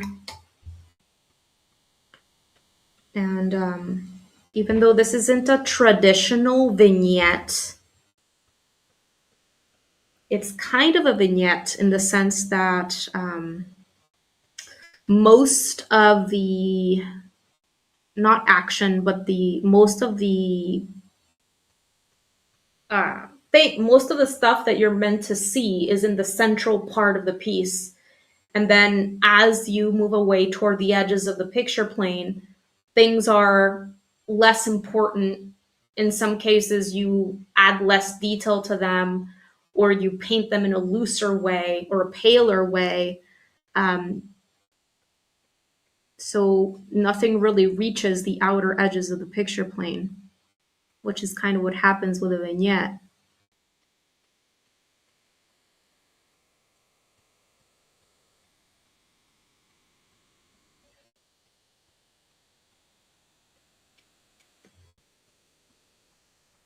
Just adding a tiny bit more burnt sienna into some bricks.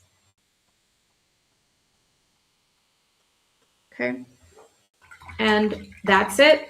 That's the first layer. I'm just going to tell you what I would do if I were to spend a little bit longer with this kind of piece. I would just do a second layer here and there to develop a little bit more depth and definition. So for example, the door is, I would say, the focal point in this piece, right? So usually when it comes to the focal point, that is where you want to develop a little bit of a heavier visual weight, if you will. And adding more detail, more definition, more contrast is going to help you do that. So a way that I would develop more detail in this area would be to perhaps develop more shadow shapes, maybe under the reef. I'm using my darker red at this point because these would be shadow shapes that I'm creating.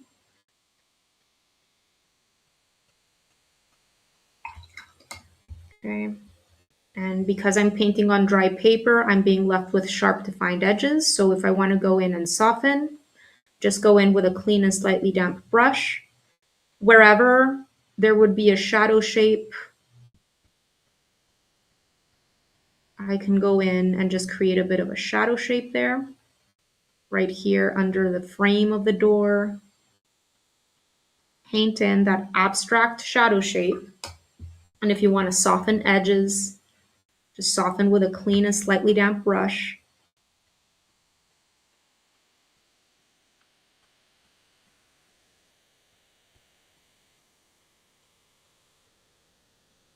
I don't want to do too much, right? I don't want to overdo this and lose the freshness of the piece. So be very careful not to do too much. See how by just adding those shadow shapes, it enhances that 3D-ness, because as I said before, this is a three-dimensional structure that is being affected by light. And so you would have some shadows. And so by just adding some shadow shapes, things can all of a sudden just appear more realistic. But I did that very loosely and very quickly. I just added in a few shadow shapes where it would make sense, and that's about it. Okay, so let's just say that I want to add some shadow shapes to the plant pot right under the leaves of this tree, which would be creating a bit of a shadow shape. I'm just going to go back to the colors that I was using in that area, the darker color, which is the burnt sienna in this case, and develop a bit of a shadow shape there. And that's it. Removing that paint from my paintbrush bristles, removing that excess water. Don't overcomplicate it.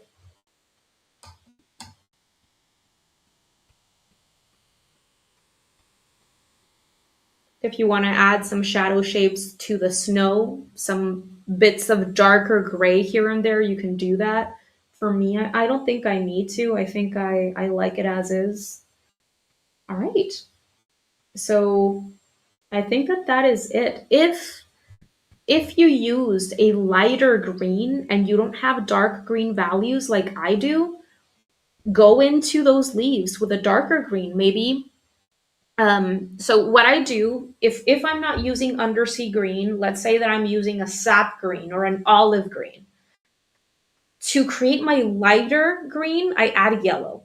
And if I want to create a darker green, then I sometimes add a blue into the green, like an ultramarine blue or a French ultramarine or even an indigo. Or you can add gray into your green to darken it as well, the same way that I darkened the red in this case.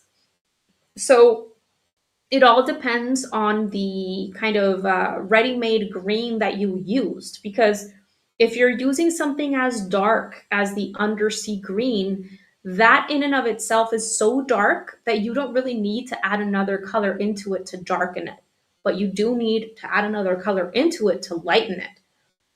But a lot of greens are middle of the range in value, and so you need to think of what you're going to be adding to lighten it and what you're going to be adding to darken it. I have another video in which I explain the different methods or strategies that I like using to create my different green values for believable and vibrant green mixtures. It's going to be very helpful for you if you like painting scenes and landscapes, nature scenes, that kind of thing.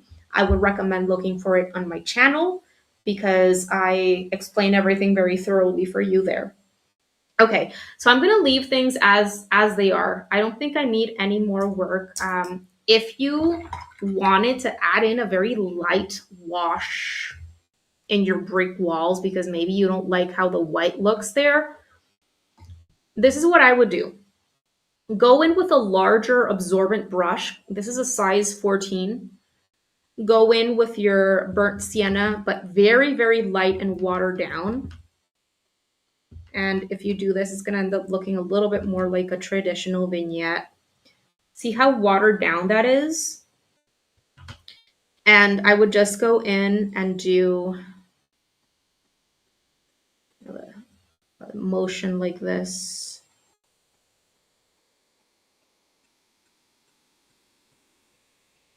A a light glaze or wash where you're not disturbing the darker value that you already created in the bricks. You're just adding a little bit of a glaze with an irregular outer edge so that it can look like a vignette.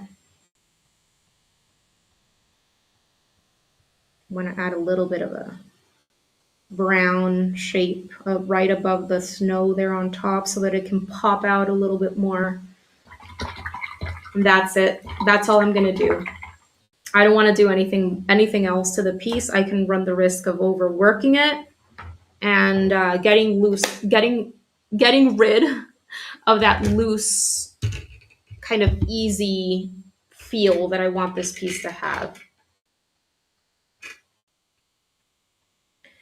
Okay, so just to finish up, I'm going to be adding happy holidays to the bottom of this card, and I'm going to do it in exactly the same way that I did it last time with my little technique where I create a couple of rectangles that I'm going to be adding the text into. Let me grab my pencil again. And if you want to help yourself with a ruler for your handwritten lettering, you can do that. I can still see a bit of this line that I created in the beginning of this process here. Depending on what it is that you're going to be, like the length of the message that you're going to be adding, you might want to do just one single line or two lines. I think last time I did just one, so I think I'm going to do two this time. But just think about that because you need to create a couple of rectangles for yourself. If you're going to be following with my strategy here, create a couple of rectangles in the same height. And if you need to measure this out, you can measure this out. But yeah, so you can see how I have two sets of horizontal lines here. I'm going to do happy holidays. And I'm just going to close these rectangles so that I know exactly where my lettering is going to be in. So you can see how first I'm just thinking of the size of my letters and the location of my letters that I'm going to be adding, right? And now what I like doing is, let me grab my pen. This just helps me get my letters relatively centered, relatively the same size and all that, which can be hard to do when you're doing handwritten lettering. I'm not an expert at handwritten lettering. And there are just very few letters that I actually like in terms of what I can create. But if you are great at doing cursive, if you want to do different letters, by all means do it. But let me just share with you what I like doing to ensure that things are relatively centered in the space. After doing my two rectangles, which I'm going to do two lines for happy holidays, what I do is I write my message on an extra sheet of paper or something, and then I count how many words are going to be, well, actually, this is not going to be in one same line. So let me do happy and then holidays. It's more similar to what I'm going to be doing here. So How many letters are in this word? I have 1, 2, 3, 4, 5, right? So I know that P has to be right in the middle if I want this word to be centered in space. If I add a vertical line right here, right in the middle of these rectangles, the P needs to be right here because P is the central letter in happy. If I want that word to be centered, then P has to be right in the center of that rectangle. And over here, I have 1, 2, 3, 4, 5, 6, 7, 8. 8 letters. This is an even number. And so this means that the central line has to fall right in between the I and the D. So in order to keep things centered, I need to make sure that my 2 letters here are falling right along the left and right sides of this central line. There's another helicopter passing by. Okay. And then once those central letters are in place, all you need to do is add the 2 letters that are missing on either side when it comes to this happy, happy. And over here, I need L, I need O, and I need H on this left side, and I need A and Y and S on this right side. See how that helped me keep things centered? Thinking of how many letters are in each word and making sure that the central letter or central 2 letters are like right on or on either side of my central vertical that I placed over that rectangle. Let me bring my camera down a little bit. So as I said, from here, you can do whatever you'd like, okay? I am going to do very basic capital bubble letters. That's all I'm going to do. And I'm just going to draw my bubble letters around the pencil work that I've already done with the pencil work that I've done, okay? I haven't even drawn the letters very well with my pencil. So yeah, just gonna do this. I'm gonna try to concentrate because this is hard for me. We're almost done, so let me know if you have any last questions so that I can make sure to answer everything before I leave.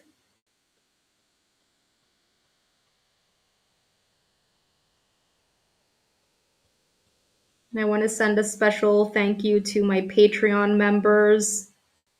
This wouldn't be possible without you guys, so thank you so much. You make it possible for me to keep making these classes free for people to enjoy and keep creating videos for others.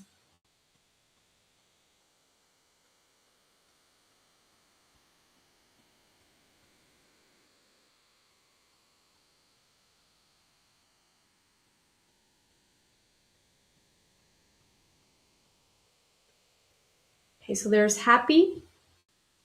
I'm going to start with these central lines.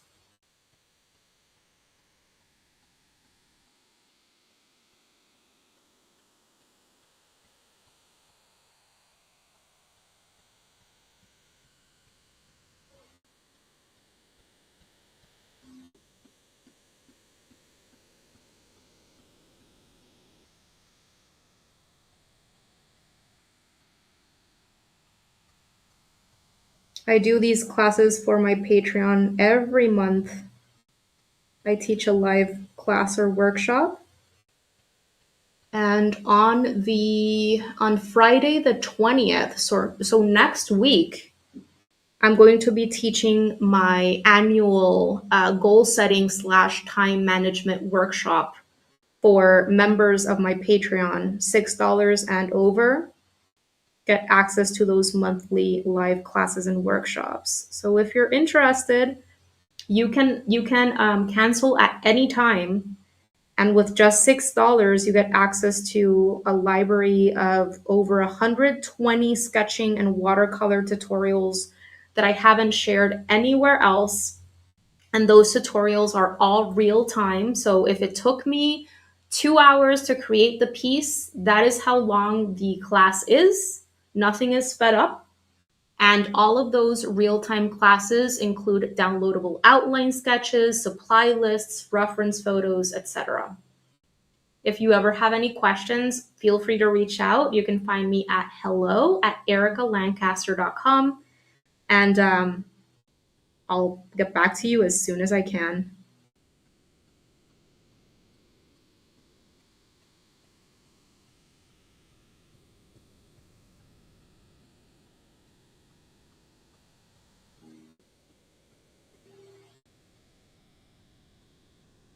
There it is. Sometimes I fill in the letters. Sometimes I only fill in some letters. For example,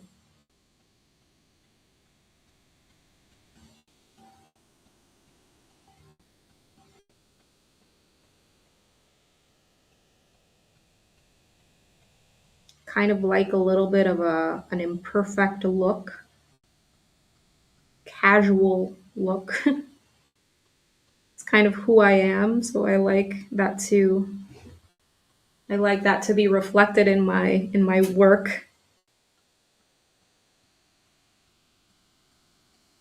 Some fun and imperfection.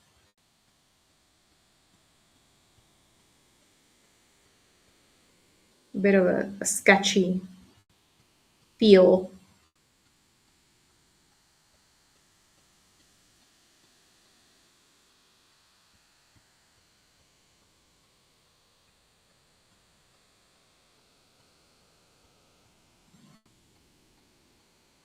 I'm going to allow this to dry for 1-2 minutes. Then I'll erase this line work and I'll be all done.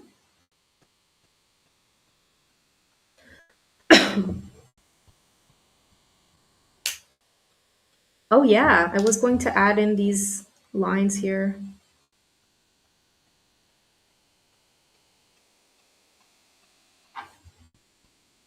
There. Okay, awesome. Do you guys have any last questions for me? Anything at all that you might want to ask?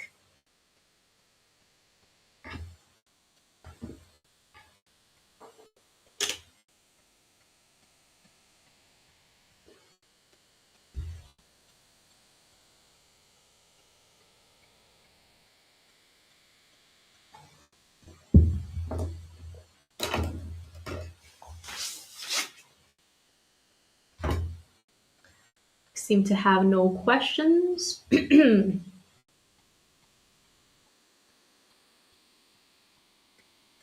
Adrienne. Adrienne.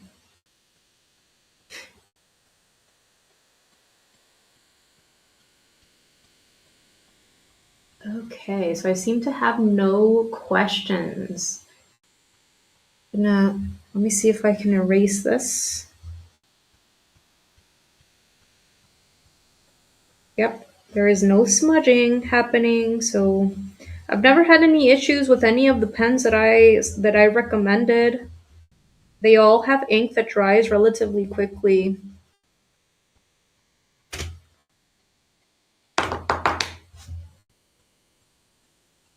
And I'm all done with this design.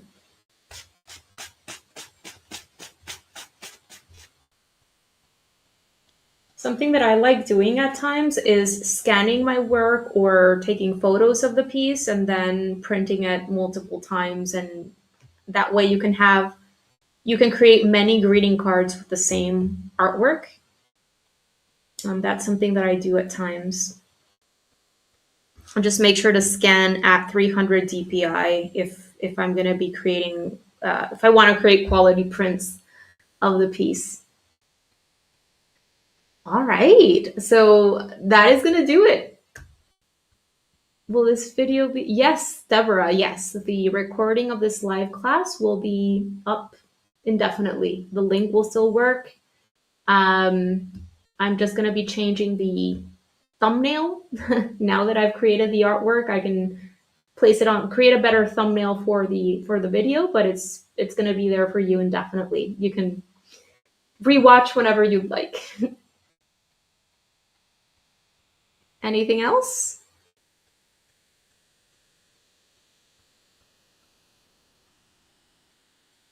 All right, I seem to have no more questions.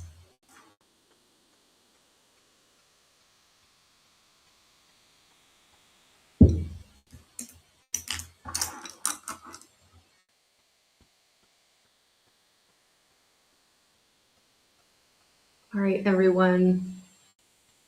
Thank you so much for joining me for this live class, everyone. I really hope that you enjoyed it. I hope that you got some value from it, that you learned something new. And if you gave this piece a go, I would absolutely love for you to share it on Instagram, Facebook, whatever you're on, and tag me. I love sharing people's work on my Instagram stories and tagging you, of course, and like cheering you on. So if you're on Instagram and you'd like to share your work, just tag me. You can find my Instagram if you're not following me. You can find me at Erica_Lancaster_art. And that is how you tag people as well, with just placing at, like the at symbol, and then Erica_Lancaster_art. And so that I can see your work. I always love seeing what you guys create. It fills my heart with so much joy to see your artwork and to see just what you create, and to know that you've learned something from any of the things that I share. It makes my day. So thank you so much for joining me for this live stream.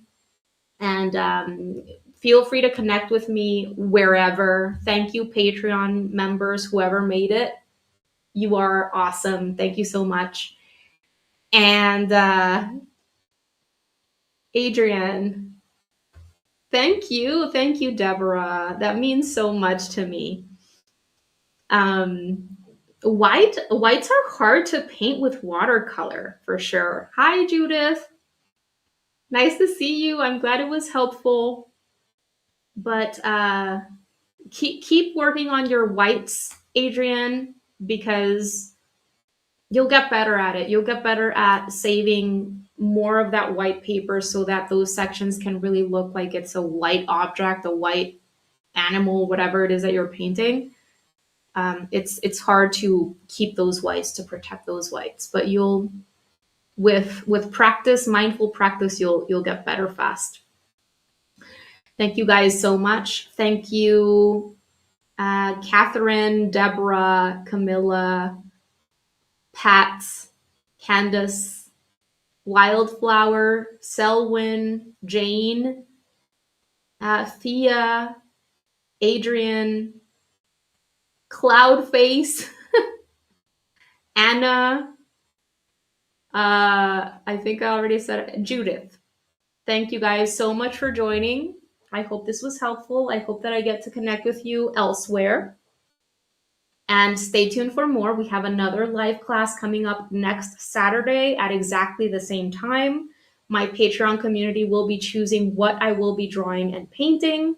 And I will be letting you know what they chose on the Friday, which is Friday the 20th before. I will be promoting the live stream and sharing what my Patreon community chose for the class. Happy holidays to everyone. Have a wonderful time. Enjoy the season, relax, enjoy your time with your loved ones, and make some happy memories. Okay, thank you so much, everyone. Have a wonderful weekend. Take good care and enjoy your art practice. Bye, everyone, and thank you. Bye.